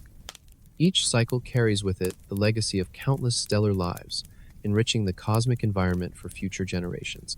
In the nuclear furnaces of dying stars throughout the Triangulum Galaxy, cosmic alchemists are forging the elements that will one day become planets, life forms, and perhaps even consciousness itself. When the universe began, only the three lightest elements existed: hydrogen, helium, and trace amounts of lithium. Everything else, every atom of carbon in our DNA, every molecule of oxygen we breathe, every grain of silicon in planetary crust, had to be created in the hearts of stars through nuclear fusion. The galaxy has spent 13 billion years slowly building up the periodic table, one stellar death at a time. The stellar nucleosynthesis process operates like a cosmic factory with multiple production lines. In the cores of main sequence stars like our Sun, hydrogen fuses to form helium through the proton-proton chain, releasing the energy that makes stars shine. But when these stars exhaust their hydrogen fuel, they begin burning helium to create carbon and oxygen in a process called the triple alpha reaction. More massive stars can reach higher temperatures and pressures in their cores, enabling them to forge heavier elements through successive burning stages. They burn carbon to create neon and magnesium, oxygen to create silicon and sulfur, and finally silicon to create iron peak elements.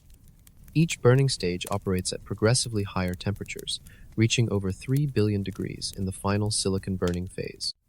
But stellar cores cannot create elements heavier than iron through normal fusion. These elements require the extreme conditions found only in supernova explosions, where neutron capture processes can build up heavy nuclei in seconds. The rapid neutron capture process, called the R process, creates roughly half of all elements heavier than iron, including gold, platinum, and uranium. The slow neutron capture process, called the S process, operates in the extended atmospheres of dying giant stars, gradually building up elements like strontium, barium, and lead over thousands of years. This process creates the other half of heavy elements, adding them to the stellar wind that carries material away from the dying star. The most recent addition to our understanding of stellar nucleosynthesis comes from the detection of neutron star mergers, which create kilonovae explosions that forge the heaviest elements through rapid neutron capture.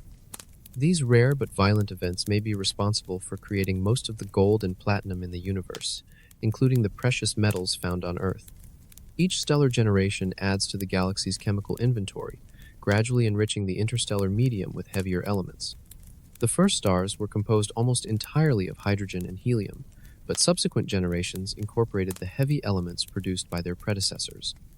This process of chemical evolution has continued for billions of years, steadily increasing the galaxy's metallicity. The distribution of heavy elements throughout the galaxy reflects its star formation history. The central regions, where star formation has been most active, show the highest abundances of heavy elements. The outer regions, where fewer generations of stars have lived and died, remain more pristine, with compositions closer to the primordial hydrogen and helium. This chemical evolution has profound implications for planet formation and the potential for life. Rocky planets like Earth can only form from material enriched with heavy elements produced by previous stellar generations. The first generation of stars could not have formed planetary systems like ours, because the necessary elements simply didn't exist yet. The galaxy's increasing metallicity also affects star formation itself. Heavy elements serve as coolants in molecular clouds, allowing them to radiate away thermal energy and collapse more efficiently. Higher metallicity gas can form stars more easily, but it also tends to produce more low-mass stars relative to high-mass ones, affecting the galaxy's overall evolution. The study of stellar abundances in different galactic regions reveals the complex mixing processes that distribute heavy elements throughout the galaxy. Supernova explosions create bubbles of hot, enriched gas that rise above the galactic disk and eventually rain back down as a galactic fountain. Stellar winds and planetary nebulae add their contributions more gently, creating a complex chemical ecosystem. Some of the most exotic elements are produced only under the most extreme conditions. Elements like technetium, which has no stable isotopes, can only be observed in the atmospheres of certain evolved stars, where they're actively being produced. These stellar laboratories create conditions that cannot be replicated on Earth, providing unique insights into nuclear physics. The ongoing chemical enrichment of the galaxy ensures that future generations of stars will have access to an even richer inventory of heavy elements. But this cosmic alchemy operates within a larger context, where galactic winds are carrying some of this precious material away from the galaxy entirely. From the Triangulum Galaxy's star-forming regions rise invisible fountains of superheated gas, carrying the galaxy's lifeblood into the cosmic void in a process that may ultimately determine its fate.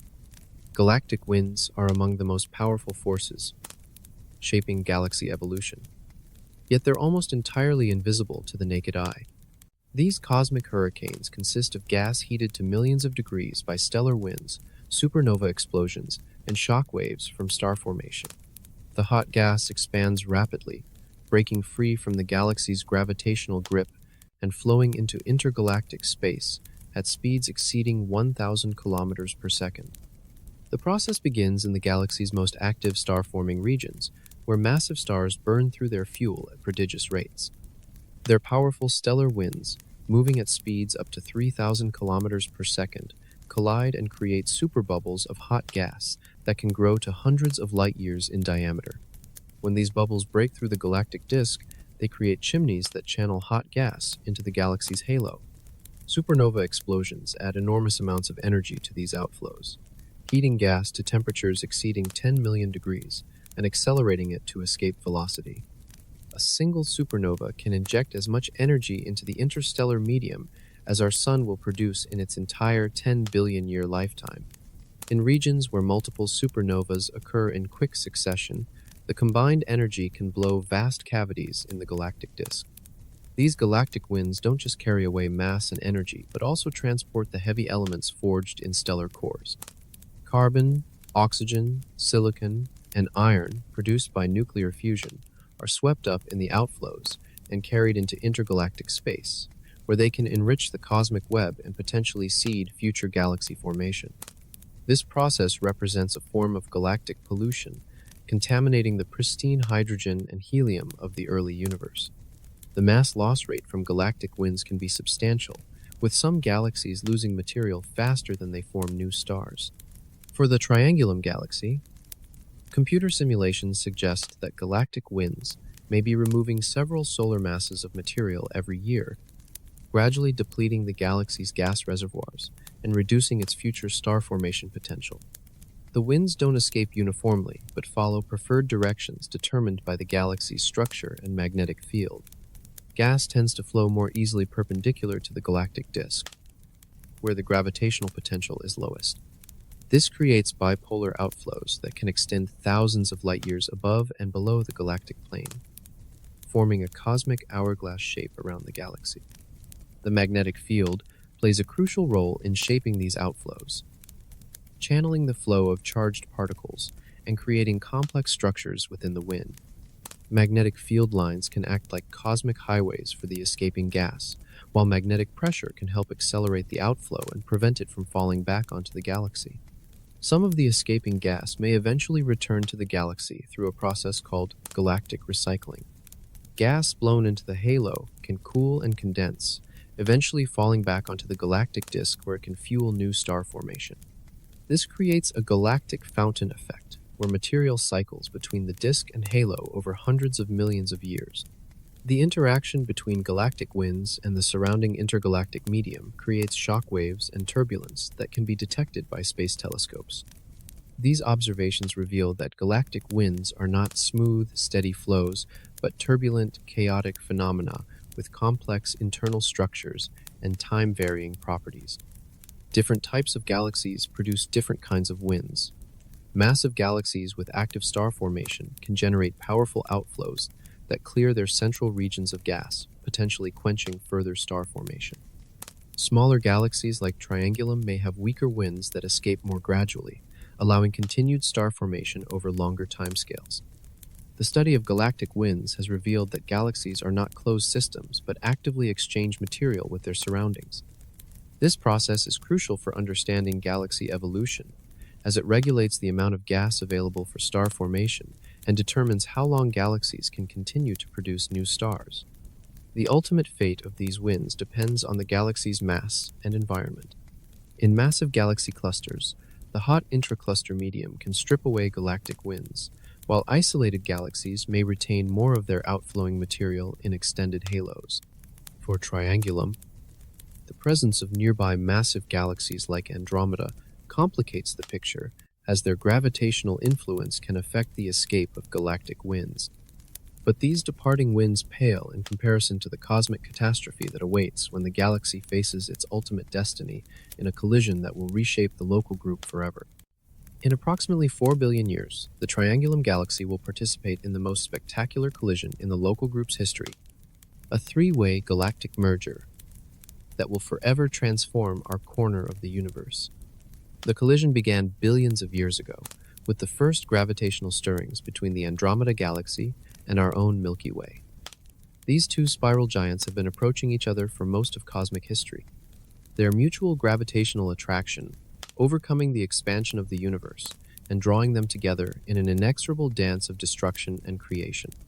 Current measurements show Andromeda approaching at over 100 kilometers per second, closing the gap between the galaxies by the width of Earth's orbit every year.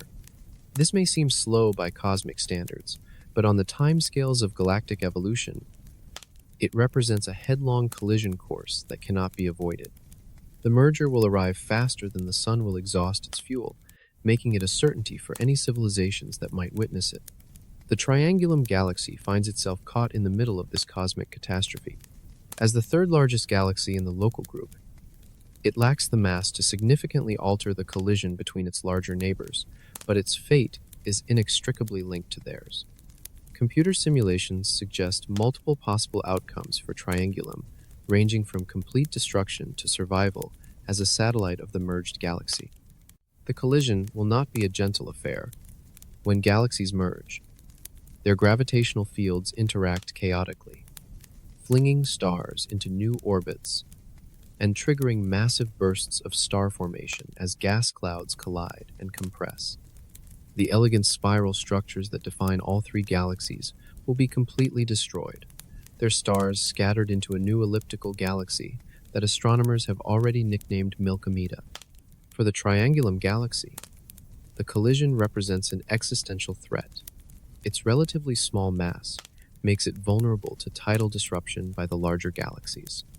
Streams of stars may be torn from its outer regions and scattered throughout the merger zone, while its central core could be either destroyed or captured as a satellite of the final merged galaxy. The timing of Triangulum's involvement in the collision depends on its complex orbital motion around Andromeda. If it completes another orbit before the main collision occurs, it might escape the initial chaos only to be drawn into the merger later. If it approaches during the peak of the collision, it could be completely disrupted by the gravitational turmoil. The stellar populations of all three galaxies will be thoroughly mixed during the merger, creating a new galaxy with a complex stellar archaeology. Stars from Triangulum will find themselves orbiting alongside stars from the Milky Way and Andromeda, their original galactic identities erased by the cosmic blender of gravitational dynamics. The supermassive black holes at the centers of the merging galaxies will eventually spiral together and merge, creating gravitational waves that will ripple across the universe.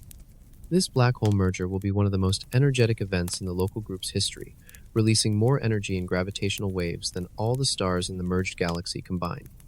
The merger will also trigger the final burst of star formation in the region, as the collision compresses gas clouds and triggers gravitational collapse across vast areas. This starburst phase could make the merged galaxy one of the brightest objects in the local universe for a brief period, before the gas reserves are exhausted and star formation ceases.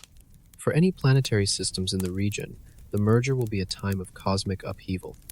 While direct stellar collisions will be rare due to the vast distances between stars, the changing gravitational fields could disrupt planetary orbits and send worlds into new, potentially uninhabitable trajectories. Some planets might be flung into interstellar space, while others could find themselves orbiting different stars entirely. The remnant of this cosmic collision will be a massive elliptical galaxy, roughly twice the size of the current Milky Way, but with a very different character. The new galaxy will have consumed most of the gas in the local group, leaving little material for future star formation. It will gradually fade as its stars age and die, eventually becoming a galactic graveyard of white dwarfs and stellar remnants. The merger represents not just the death of three individual galaxies, but the end of an era in the local group's evolution. The chaotic, gas-rich environment that has characterized our cosmic neighborhood for billions of years will give way to a more sedate, mature system dominated by a single massive galaxy. Yet even as this cosmic catastrophe approaches, the Triangulum Galaxy continues its ancient dance with smaller companions that trace their own orbits around its gravitational embrace. Orbiting the Triangulum Galaxy like planetary moons around a giant world are dozens of smaller galaxies, cosmic satellites that form a miniature kingdom in the vast darkness of intergalactic space. These dwarf galaxies are the Triangulum Galaxy's gravitational subjects, bound by invisible chains of dark matter, and destined to follow elliptical orbits that carry them through the galaxy's extended halo. Each satellite is a galaxy in its own right, containing millions to billions of stars, but their fates are controlled by their massive overlord's gravitational influence.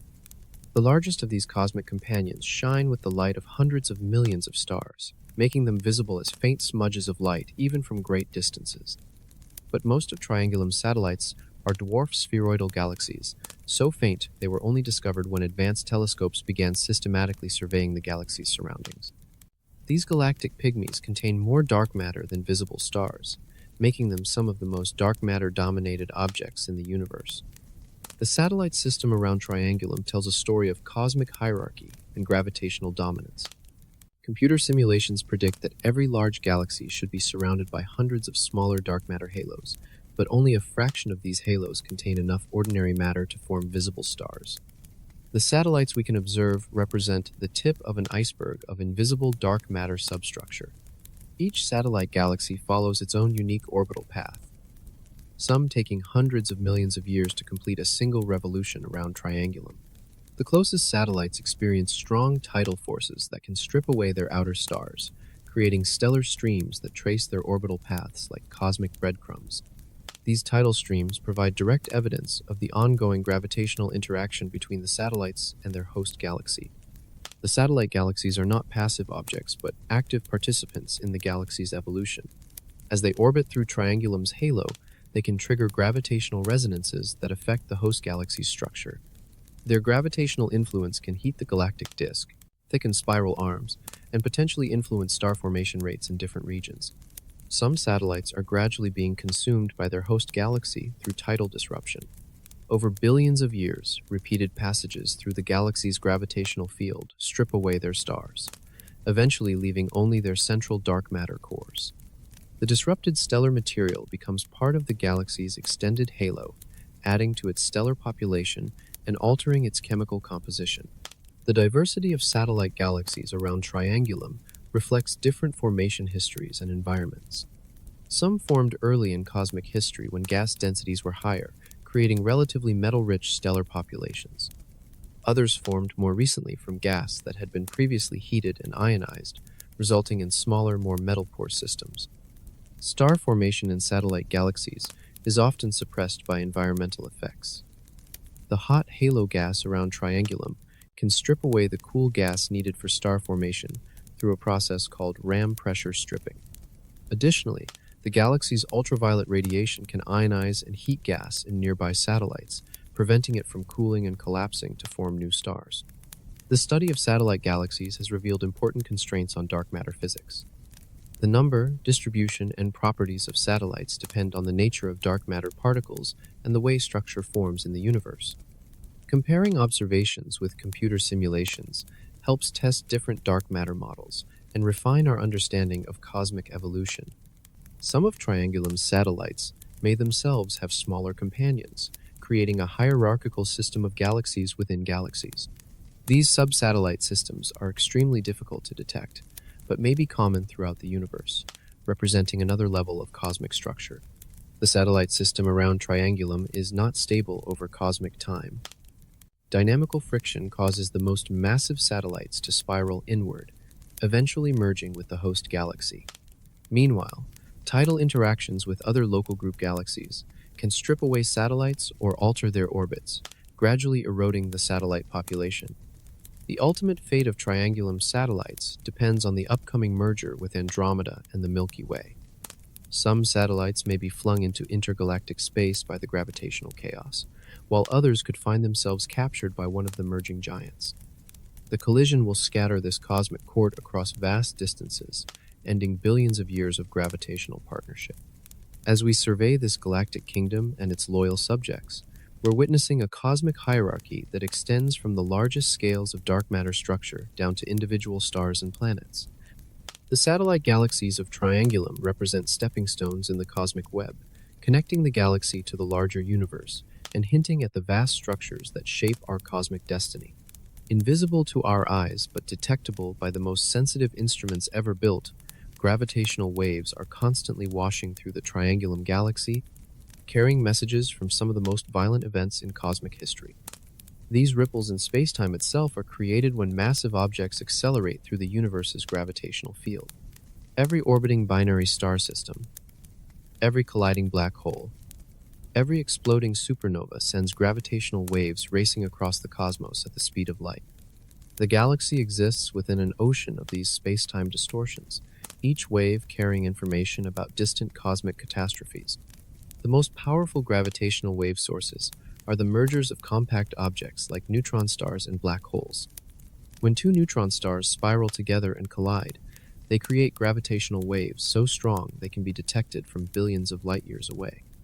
These cosmic crashes occur perhaps once every few 100,000 years in a galaxy like Triangulum, but the waves they produce ripple outward for eternity.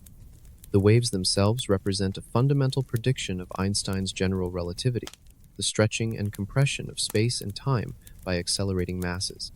As a gravitational wave passes through the galaxy, it alternately stretches and compresses distances by amounts smaller than 1,000th the width of a proton. This incredibly tiny effect can only be detected by laser interferometry experiments that measure changes in the length of kilometer-scale baselines. The discovery of gravitational waves has opened an entirely new window onto the universe, allowing astronomers to detect events that produce no light at all. Binary black hole mergers, which were previously invisible to traditional telescopes, now announce themselves through the characteristic chirp of gravitational waves as the orbiting objects spiral together faster and faster before final collision. Within the Triangulum Galaxy, dozens of known binary systems are slowly losing energy to gravitational wave emission, causing their orbits to decay over millions of years.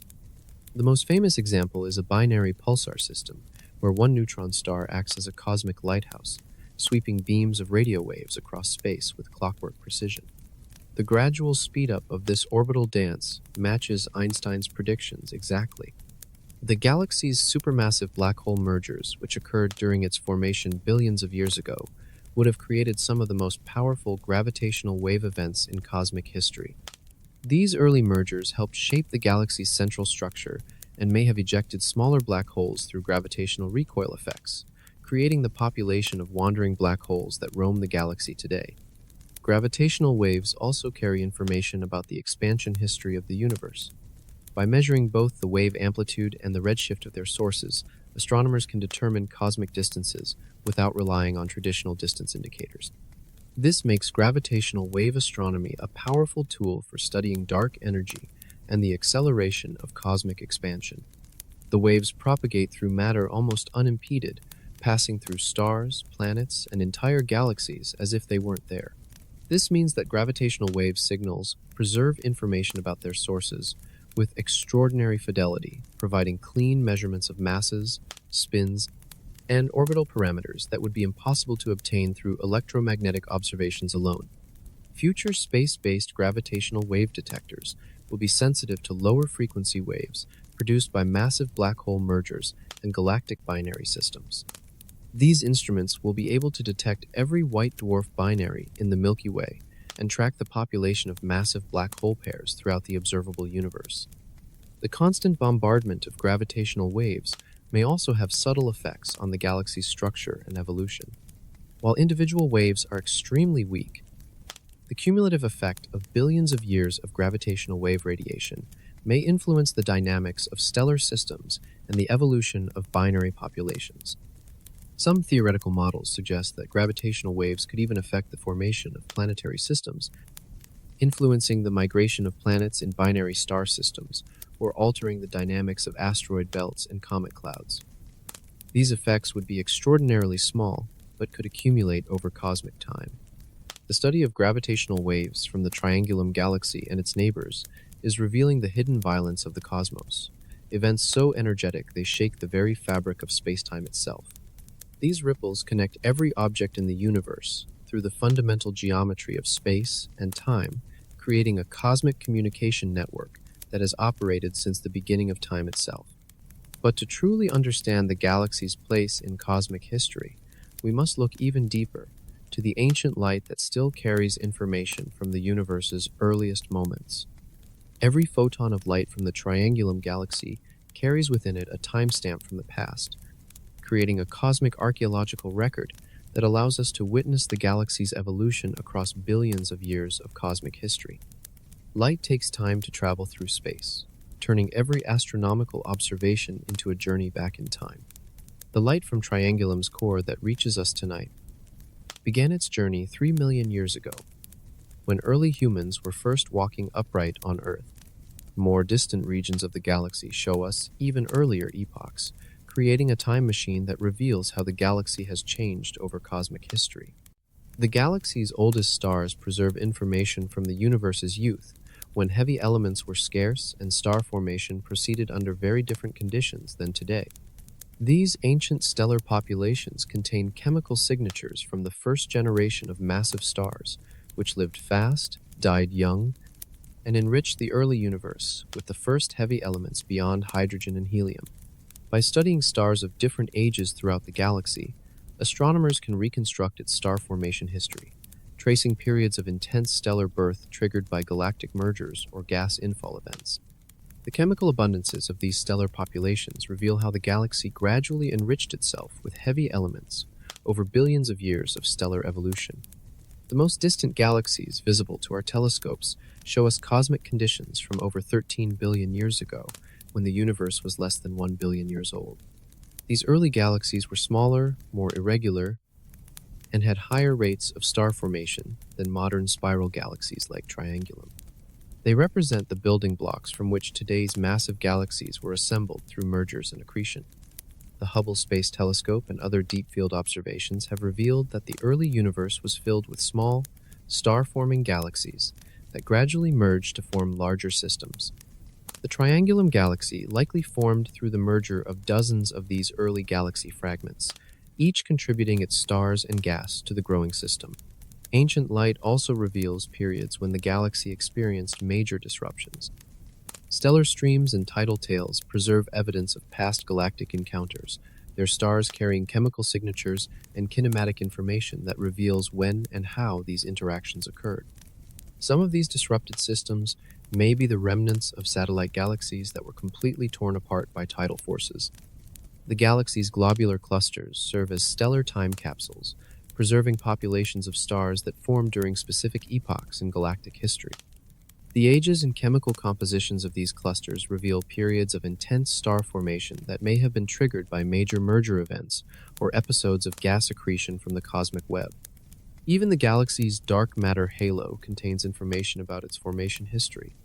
Computer simulations suggest that the halo formed through the gradual accumulation of smaller dark matter clumps, each leaving subtle signatures in the halo's density profile and substructure.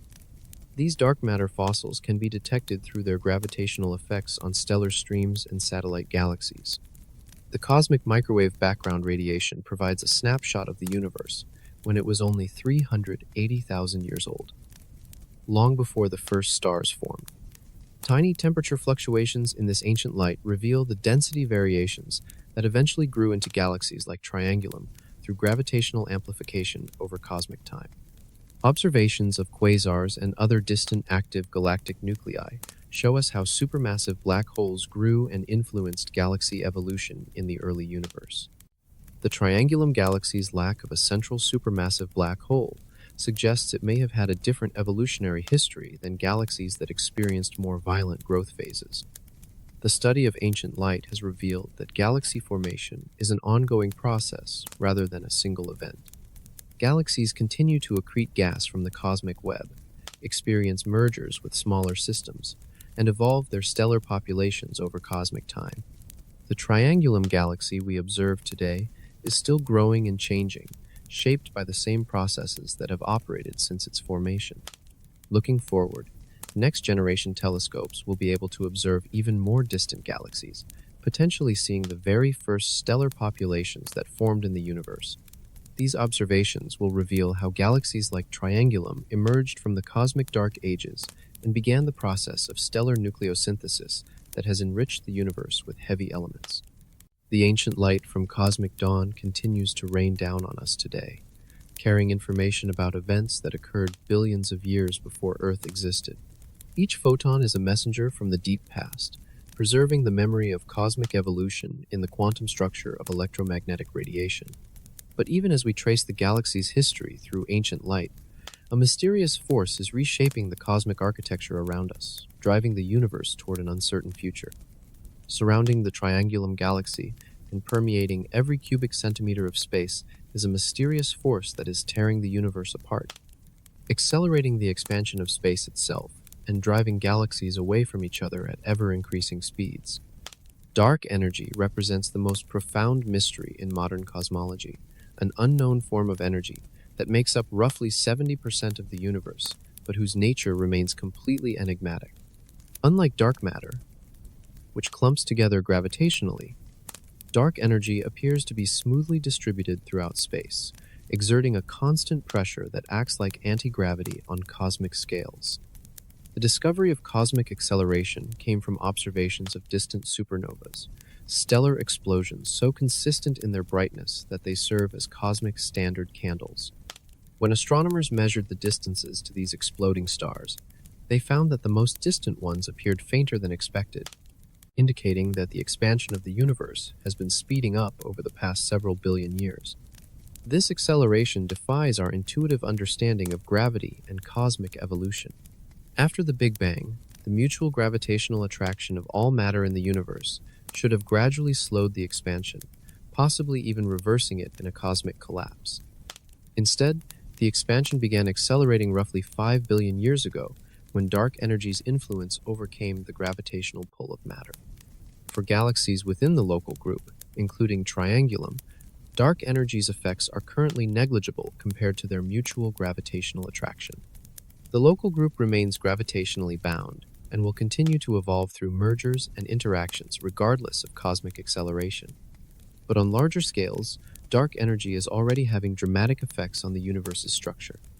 Galaxy clusters beyond the local group are being carried apart by cosmic expansion faster than light can travel between them. In the far future, these distant galaxies will disappear beyond our cosmic horizon, their light redshifted to such long wavelengths that they become effectively invisible. The observable universe will gradually shrink to include only the local group and its immediate neighbors. The nature of dark energy remains one of the greatest unsolved problems in physics. One possibility is that it represents the energy of empty space itself, a quantum phenomenon called vacuum energy. But calculations of vacuum energy from particle physics predict values that are vastly larger than what we observe, creating a discrepancy of more than 100 orders of magnitude. Another possibility is that dark energy is a dynamic field that changes over time, similar to the inflaton field thought to have driven cosmic inflation in the early universe. This quintessence field could have different properties at different times, potentially explaining why dark energy only began to dominate the universe relatively recently in cosmic history. Some theories propose modifications to Einstein's general relativity that could explain cosmic acceleration without invoking dark energy.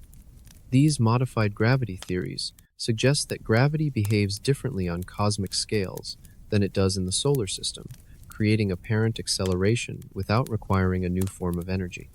The future evolution of dark energy will determine the ultimate fate of the universe.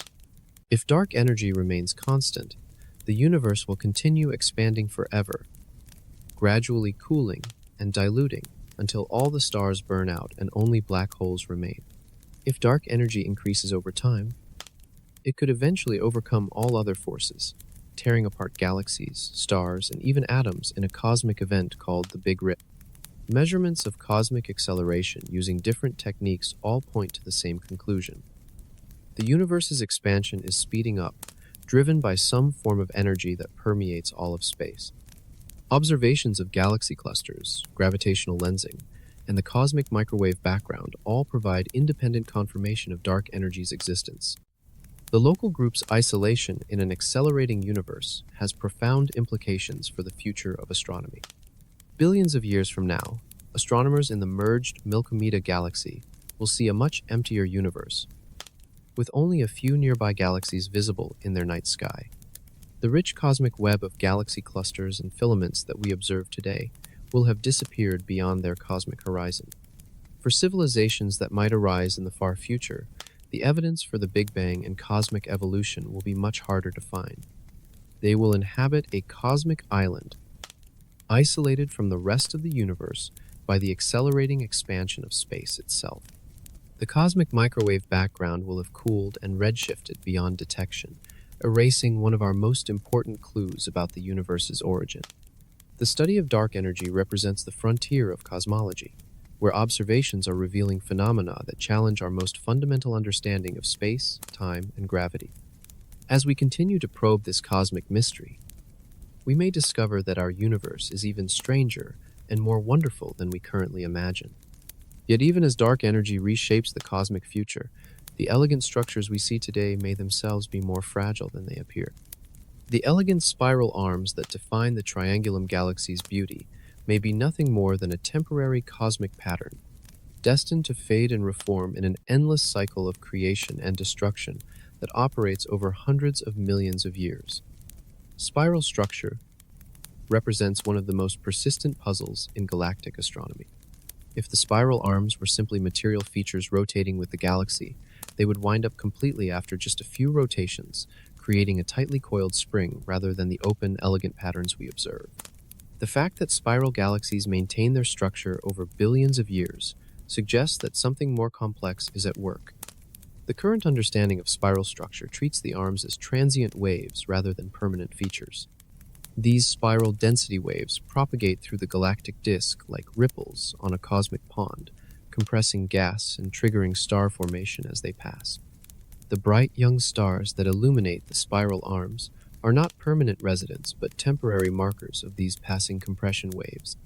Computer simulations reveal that spiral patterns can be remarkably dynamic, strengthening and weakening over cosmic timescales. Some models suggest that spiral arms can form spontaneously from gravitational instabilities in the galactic disk, grow to prominence over tens of millions of years, then fade away as the driving instabilities dissipate. New spiral patterns can emerge from different instabilities, creating a constantly evolving galactic architecture. The number of spiral arms in a galaxy can change over time.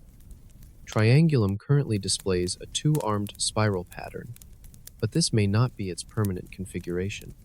Gravitational interactions with neighboring galaxies, the passage of massive gas clouds, or internal instabilities could alter the arm number and pattern, transforming the galaxy's appearance over cosmic time. The spiral pattern may also be influenced by the galaxy's bar structure, though Triangulum appears to lack the prominent central bar seen in many spiral galaxies. Computer models show that bars can drive spiral waves, creating and maintaining arm patterns through gravitational torques. The absence of a strong bar in Triangulum suggests that its spiral structure may be maintained by other mechanisms or may be less stable than in strongly barred galaxies. Recent observations have revealed that many galaxies show evidence of multiple spiral patterns operating simultaneously, with different arm segments having different pitch angles and rotation speeds. This suggests that spiral structure may be more complex and chaotic than simple density wave theory predicts, with multiple overlapping patterns creating the observed morphology. The interaction between spiral arms and stellar feedback processes adds another layer of complexity. Massive star formation in spiral arms produces stellar winds and supernova explosions that can disrupt the very density enhancements that created the arms. This feedback can weaken spiral patterns over time, potentially erasing them entirely in regions of intense star formation. Environmental factors also influence spiral structure stability. Galaxies in dense clusters often lose their spiral patterns through interactions with the intracluster medium and neighboring galaxies. Triangulum's location in the relatively sparse local group may have helped preserve its spiral structure, but the upcoming merger with Andromeda and the Milky Way will certainly destroy its current pattern. The study of spiral galaxies at different redshifts has revealed that spiral patterns were less common in the early universe, when galaxies were smaller, more irregular, and had higher rates of mergers and interactions. This suggests that spiral structure may be a relatively recent development in cosmic history, emerging as galaxies settled into more stable configurations. Some theoretical models propose that spiral patterns undergo regular cycles of formation and dissolution, driven by the galaxy's rotation and internal dynamics. These cycles could operate on timescales of hundreds of millions of years, meaning that the spiral pattern we observe today may be just one phase in a long-term oscillation. The magnetic field structure in spiral galaxies often follows the spiral pattern, suggesting a close connection between magnetic and gravitational forces in maintaining arm structure. Changes in the magnetic field configuration could potentially trigger the formation of new spiral patterns or the destruction of existing ones. Future observations with next-generation telescopes may be able to detect temporal changes in spiral structure by comparing high-resolution images taken decades apart. These measurements could reveal how quickly spiral patterns evolve and whether they follow predictable cycles or exhibit more chaotic behavior. The temporary nature of spiral structure highlights the dynamic character of galaxy evolution. The beautiful patterns we see in the night sky are not eternal sculptures, but fleeting arrangements of matter and energy, constantly reshaping themselves through the interplay of gravity, star formation, and cosmic environment. As we admire the Triangulum Galaxy's elegant spiral arms, we're witnessing a cosmic moment frozen in time, a particular configuration in an ongoing dance of matter and energy that will continue long after the pattern itself has dissolved into cosmic history. But even as galactic structures evolve and transform, they exist within an ocean of ancient radiation that has bathed the universe since its earliest moments. Every cubic centimeter of space surrounding the Triangulum Galaxy is filled with ancient photons from the universe's infancy, a cosmic background radiation that carries within it the fossilized imprint of creation itself. The cosmic microwave background represents the oldest light in the universe, photons that began their journey when the cosmos was only 380,000 years old. At that moment, the universe had cooled enough for electrons and protons to combine into neutral hydrogen atoms, making space transparent for the first time since the Big Bang. The brilliant flash of this cosmic dawn has been traveling through space ever since, gradually cooling and stretching to microwave wavelengths. This ancient radiation bathes the Triangulum Galaxy from all directions with nearly perfect uniformity, maintaining a temperature of just 2.7 degrees above absolute zero. The photons carry no memory of their 13 billion-year journey through space, arriving at Earth with the same intensity they had when atoms first formed in the primordial universe. Yet within this seemingly uniform background lie tiny temperature fluctuations, variations of just a few millionths of a degree that represent the seeds from which all cosmic structure grew. These quantum ripples in the early universe, stretched to cosmic proportions by inflation, provided the gravitational wells around which the first dark matter halos formed, eventually giving birth to galaxies like Triangulum. The cosmic microwave background serves as a cosmic baby picture, showing us the universe when it was smooth, hot, and filled with a nearly uniform plasma of protons, electrons, and photons. The slight density variations visible in this ancient light reveal the initial conditions from which 13 billion years of cosmic evolution would unfold. Every galaxy in the universe moves through this background radiation field, creating a slight Doppler shift that reveals cosmic motion on the largest scales. The Triangulum Galaxy, along with the entire local group, is moving at over 600 kilometers per second relative to the cosmic microwave background, carried along by the gravitational influence of massive structures in the cosmic web. This motion creates a dipole pattern in the background radiation, with photons appearing slightly hotter in the direction of motion and cooler in the opposite direction. This cosmic speedometer allows astronomers to measure the local group's motion through the universe and map the large-scale gravitational fields that drive this cosmic flow. The polarization of the cosmic microwave background provides additional information about the early universe, revealing how photons scattered off electrons in the primordial plasma. These polarization patterns carry signatures of gravitational waves from cosmic inflation, potentially providing direct evidence for the rapid expansion that occurred in the universe's first fraction of a second. As the universe continues to expand, the cosmic microwave background grows steadily colder and fainter. In the far future, this ancient radiation will cool to such low temperatures that it becomes virtually undetectable, erasing one of our most important windows into cosmic history. Future civilizations may lose access to this crucial evidence for the Big Bang and early cosmic evolution. The background radiation also provides a fundamental reference frame for the universe, defining a cosmic rest frame relative to which all motion can be measured. This frame is particularly important for understanding dark energy and cosmic acceleration, as it provides a standard against which the expansion history of the universe can be measured. Subtle interactions between galaxies and the cosmic microwave background can heat the radiation through inverse Compton scattering, creating slight temperature increases in regions where hot gas is present. These thermal signatures allow astronomers to map the distribution of hot gas throughout the universe and study the evolution of galaxy clusters. The cosmic microwave background has been measured with extraordinary precision by satellite missions, revealing the universe's geometry, composition, and history with unprecedented accuracy. These measurements have confirmed that the universe is flat, composed of roughly 5% ordinary matter, 27% dark matter, and 68% dark energy.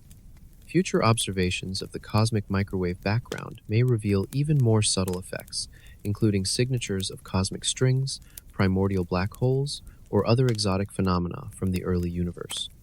Each new measurement adds to our understanding of the fundamental physics that govern cosmic evolution. The ancient photons of the cosmic microwave background connect every object in the universe to its common origin in the Big Bang. As they stream through the Triangulum Galaxy, they carry with them the memory of a time before stars, before galaxies, before any of the cosmic structures we see today existed. This radiation represents the universe's most ancient light, a cosmic heritage that links us to the very moment when space became transparent and the cosmos began its long journey toward the rich, complex universe we inhabit today. But even this ancient radiation originated from earlier quantum fluctuations that seeded the entire cosmic architecture we observe around us. The Triangulum Galaxy owes its existence to quantum uncertainty, born from microscopic fluctuations in the fabric of spacetime that occurred when the universe was smaller than a single atom. In the first fraction of a second after the Big Bang, the entire observable universe was compressed into a region smaller than a proton, governed by the strange laws of quantum mechanics, where particles and energy exist in states of fundamental uncertainty. At these scales, the very notion of empty space breaks down, replaced by a seething foam of virtual particles and energy fluctuations that appear and disappear on timescales too brief to measure. These quantum fluctuations represented tiny variations in energy density, random patterns of slightly more and slightly less dense regions scattered throughout the primordial universe. Under normal circumstances, these microscopic ripples would have remained forever invisible, too small to influence the macroscopic world. But the universe was about to undergo a transformation that would amplify these quantum whispers into cosmic shouts. Cosmic inflation, a period of exponential expansion, lasting perhaps 10 to the minus 35 seconds, stretched these quantum fluctuations to astronomical scales. Regions that were once separated by distances smaller than the width of a proton suddenly found themselves separated by light years. The tiny energy variations that existed on quantum scales became density fluctuations spanning vast cosmic volumes. When inflation ended, these amplified quantum fluctuations provided the seeds for all future cosmic structure. Regions that were slightly denser than average had stronger gravitational fields, allowing them to attract additional matter and grow even denser over time. This process of gravitational amplification operated over billions of years, transforming tiny quantum ripples into galaxies, galaxy clusters, and the cosmic web itself. The Triangulum Galaxy began as one of these quantum fluctuations, a microscopic density enhancement that existed when the universe was incomprehensibly young and small. The matter that would eventually form its hundreds of billions of stars was initially spread over a vast region of space, held together only by the gravitational memory of that primordial quantum fluctuation. Computer simulations can trace the evolution of individual quantum fluctuations from the end of inflation to the present day, showing how microscopic variations in the early universe grew into the massive structures we observe today. Each galaxy represents the culmination of nearly 14 billion years of gravitational evolution, all tracing back to quantum uncertainty in the universe's first moment. The statistical properties of these quantum fluctuations have been precisely measured through observations of the cosmic microwave background, revealing that they follow a nearly scale-invariant spectrum predicted by inflation theory. This remarkable agreement between quantum mechanics and cosmological observations provides strong evidence that our understanding of the early universe is fundamentally correct. Different types of quantum fluctuations may have contributed to cosmic structure formation. Scalar field fluctuations, associated with the inflaton field that drove cosmic expansion, created the density variations that became galaxies and galaxy clusters. Tensor fluctuations, representing gravitational waves from the inflationary epoch, may have left their signatures in the polarization patterns of the cosmic microwave background. The quantum origin of cosmic structure connects the smallest scales of physics to the largest scales of astronomy, demonstrating that quantum mechanics is not just a laboratory curiosity, but a fundamental principle that shapes the entire universe. The galaxy we inhabit exists because of the inherent uncertainty built into the quantum vacuum itself. Some theories suggest that the multiverse concept may emerge naturally from quantum fluctuations during inflation, with different regions of space experiencing different amounts of expansion and ending up with different physical properties. In this view, our observable universe may be just one bubble in an infinite cosmic foam of parallel universes. The study of cosmic structure formation has revealed that dark matter played a crucial role in amplifying these quantum fluctuations. Without dark matter's gravitational scaffolding, the small density variations left over from inflation would not have been able to grow large enough to form galaxies before the universe's expansion diluted them away. Recent observations of the early universe with space telescopes are beginning to see the first galaxies that formed from these quantum seeds, revealing how cosmic structure emerged from the smooth background left over from the Big Bang. These observations provide direct tests of our understanding of how quantum fluctuations evolved into the cosmic web. The quantum fluctuations that seeded galaxy formation also determined the statistical properties of cosmic structure on all scales. The clustering of galaxies, the shapes of cosmic voids, and the filamentary structure of the cosmic web all trace back to the random quantum processes that operated in the universe's first moment. As we contemplate the Triangulum Galaxy and its place in the cosmic web, we're witnessing the ultimate expression of quantum mechanics writ large across the cosmos. Every star, every planet, every living thing owes its existence to the fundamental uncertainty that governs reality at its deepest level. The quantum fluctuations that created our galaxy also embedded it within a vast network of cosmic structure that extends across billions of light years. The Triangulum Galaxy does not exist in isolation but is embedded within the largest structure in the universe, a cosmic web of dark matter filaments that connects galaxies across billions of light years in an intricate network of matter and energy.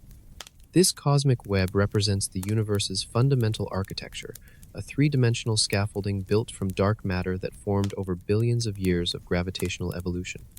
Like a vast spider web stretched across space, the cosmic web consists of dense filaments separated by enormous voids, creating a foam-like structure that extends throughout the observable universe.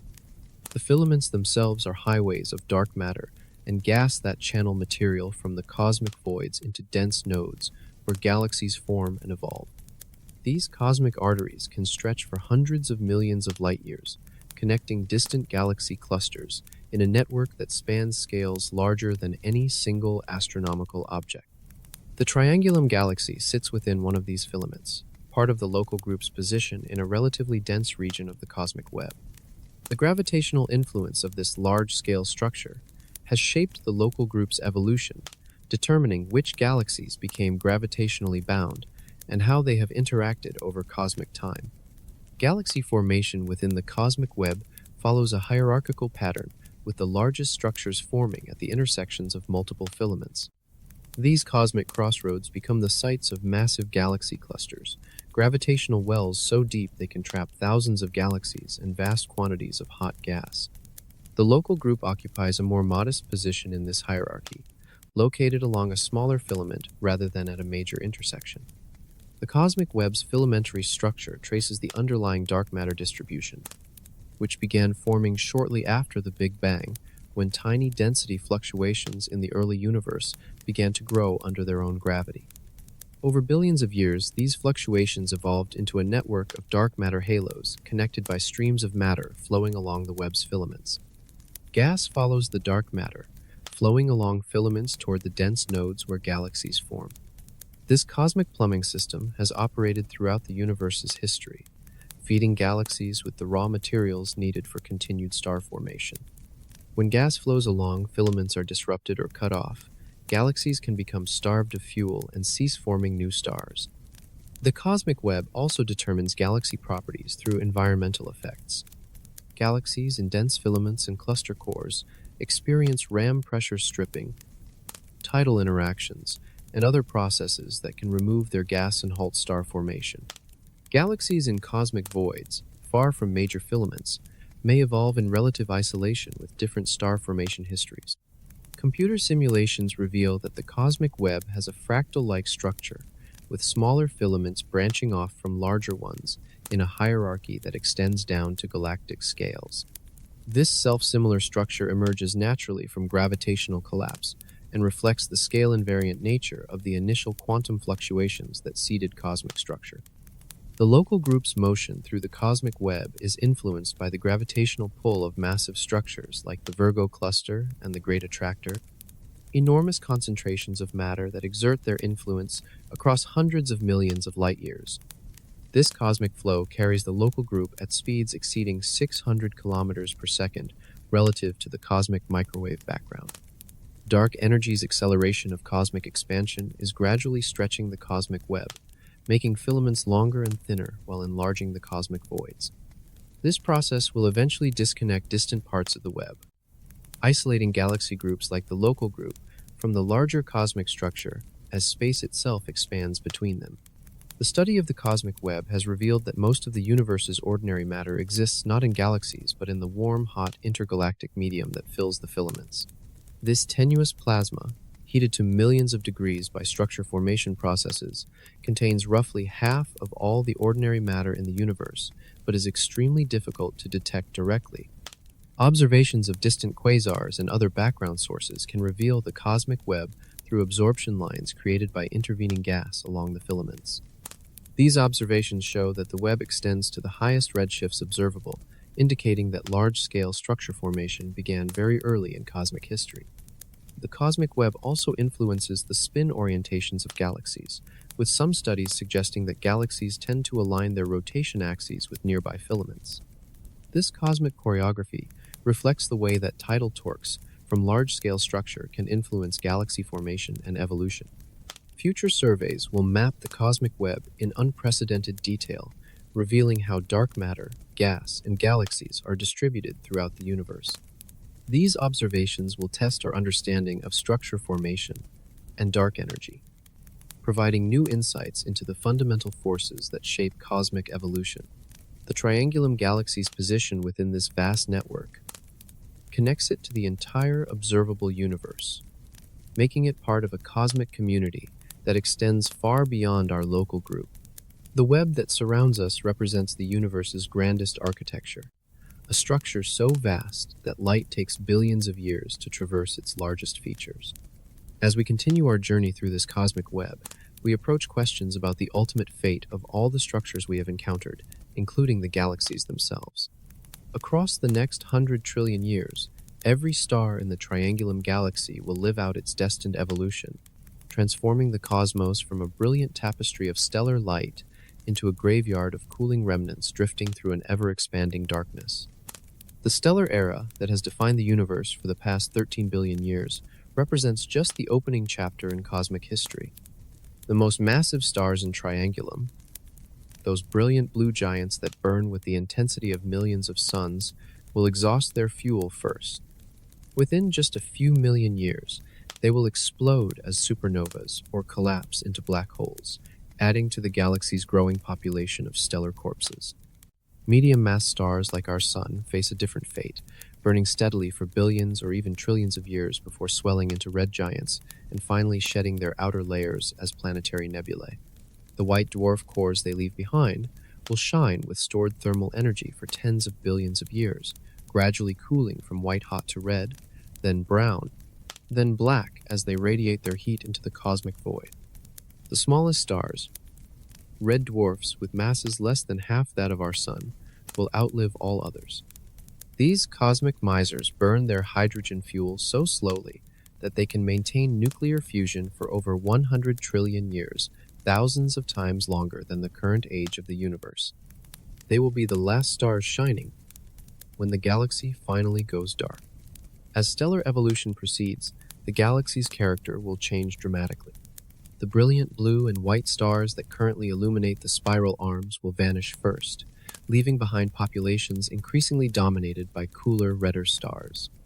The galaxy's overall brightness will fade steadily as its most luminous members burn out and are not replaced. Star formation itself will gradually cease as the galaxy exhausts its reserves of star-forming gas.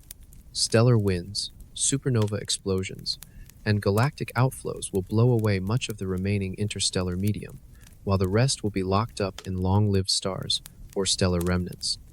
Without new stars being born, the galaxy will begin its slow fade into darkness. The merger with Andromeda and the Milky Way will accelerate this process by triggering a final burst of star formation that quickly consumes the remaining gas reservoirs. The resulting elliptical galaxy will have few young stars and little ongoing star formation, representing the end of the galaxy's active phase of stellar birth and evolution.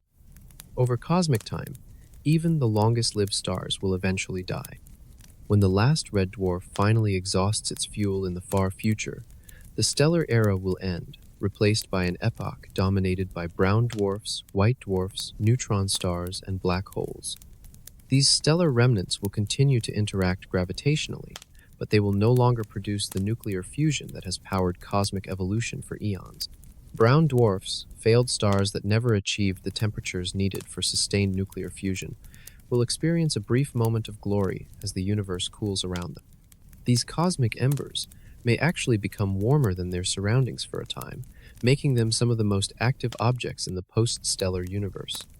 White dwarf stars will undergo their own slow evolution, crystallizing into cosmic diamonds as they cool over trillions of years. Some white dwarfs in binary systems may experience thermonuclear explosions when they accrete matter from companions, creating brief supernovas in an otherwise dark galaxy. These events will become increasingly rare as binary systems evolve and separate. Neutron stars will continue their cosmic lighthouse behavior, sweeping beams of radiation across space as they rotate. But even these will eventually slow down and fade as their rotational energy dissipates. The radio pulsars that currently serve as cosmic timekeepers will gradually fall silent, their beams weakening until they can no longer be detected. Black holes will become increasingly dominant as other objects fade. They will continue to grow by accreting matter and merging with each other, creating ever more massive black holes that will ultimately dominate the galaxy's gravitational field. These cosmic vacuum cleaners will slowly consume the galaxy's remaining matter over timescales that dwarf even the stellar era. The process of stellar evolution will also be influenced by the expanding universe itself. As space continues to expand under the influence of dark energy, the galaxy will become increasingly isolated from its cosmic environment. The background temperature of the universe will continue to drop, eventually falling below the temperature of the coolest stellar remnants. In this far future, the distinction between hot and cold will reverse. Black holes, which currently appear cold against the cosmic background, will eventually become the warmest objects in the universe as everything else cools toward absolute zero. Their Hawking radiation, currently undetectable, will become the primary source of energy in a universe that has otherwise reached thermal equilibrium. The end of stellar evolution marks not just the death of individual stars, but the conclusion of the universe's most vibrant and creative epoch. The stellar era has given birth to heavy elements, planetary systems, and potentially life itself. When it ends, the universe will enter a much longer and quieter phase of its evolution. Yet even as the stars fade and die, the universe itself faces an even more fundamental transformation that will determine the ultimate fate of matter and energy on the largest scales. In the unimaginably distant future, the Triangulum Galaxy and all cosmic structures will succumb to the inexorable march toward maximum entropy, dissolving into a universe of perfect equilibrium where no energy flows and no processes can occur. The heat death of the universe represents the ultimate expression of the second law of thermodynamics on cosmic scales. Just as a hot cup of coffee inevitably cools to match room temperature, the universe is gradually evolving toward a state where all matter and energy reach the same temperature and no further work can be performed.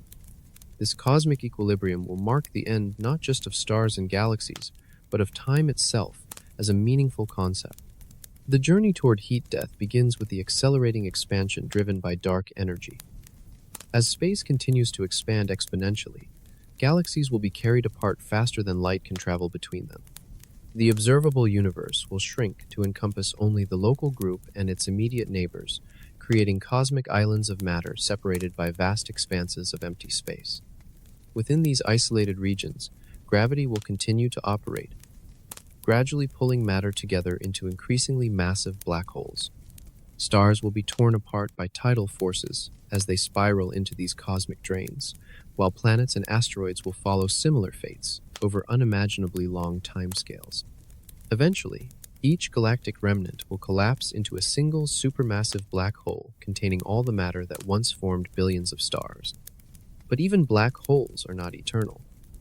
According to Stephen Hawking's theoretical calculations, black holes slowly evaporate through quantum effects at their event horizons, emitting radiation and gradually losing mass over timescales that dwarf the current age of the universe. A black hole with the mass of our Sun would take longer than 10 to the 67th power years to evaporate completely, a time so vast that it defies human comprehension. The supermassive black holes that will eventually consume entire galaxies will persist even longer, their evaporation times extending to 10 to the 100 power years or more. During this unthinkably long epoch, these black holes will be the only remaining sources of energy in an otherwise dead universe, slowly radiating their mass away as Hawking radiation until nothing remains. As black holes evaporate, they will populate the universe with a thin soup of elementary particles, photons, and neutrinos. These particles will spread throughout the expanding space, their density decreasing as the universe grows larger and larger. Eventually, the expansion will carry particles so far apart that they rarely interact, creating a cosmos of infinite size but negligible density. The temperature of this final state will approach absolute zero, limited only by the cosmic microwave background radiation that will continue to cool as the universe expands.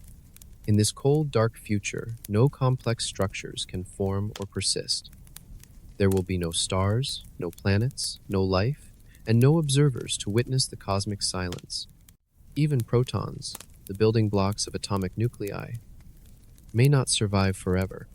Some theories of particle physics predict that protons will decay with half-lives of 10 to the 34 power years, eventually dissolving all atomic matter into leptons and photons.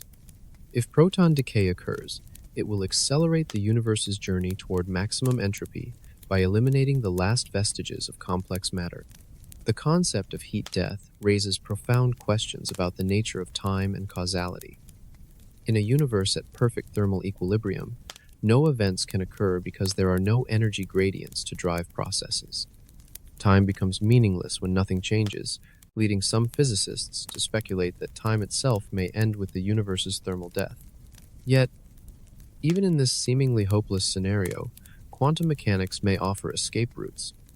Random quantum fluctuations in the vacuum could spontaneously create pockets of order within the cosmic equilibrium, potentially giving rise to new universes through quantum tunneling events.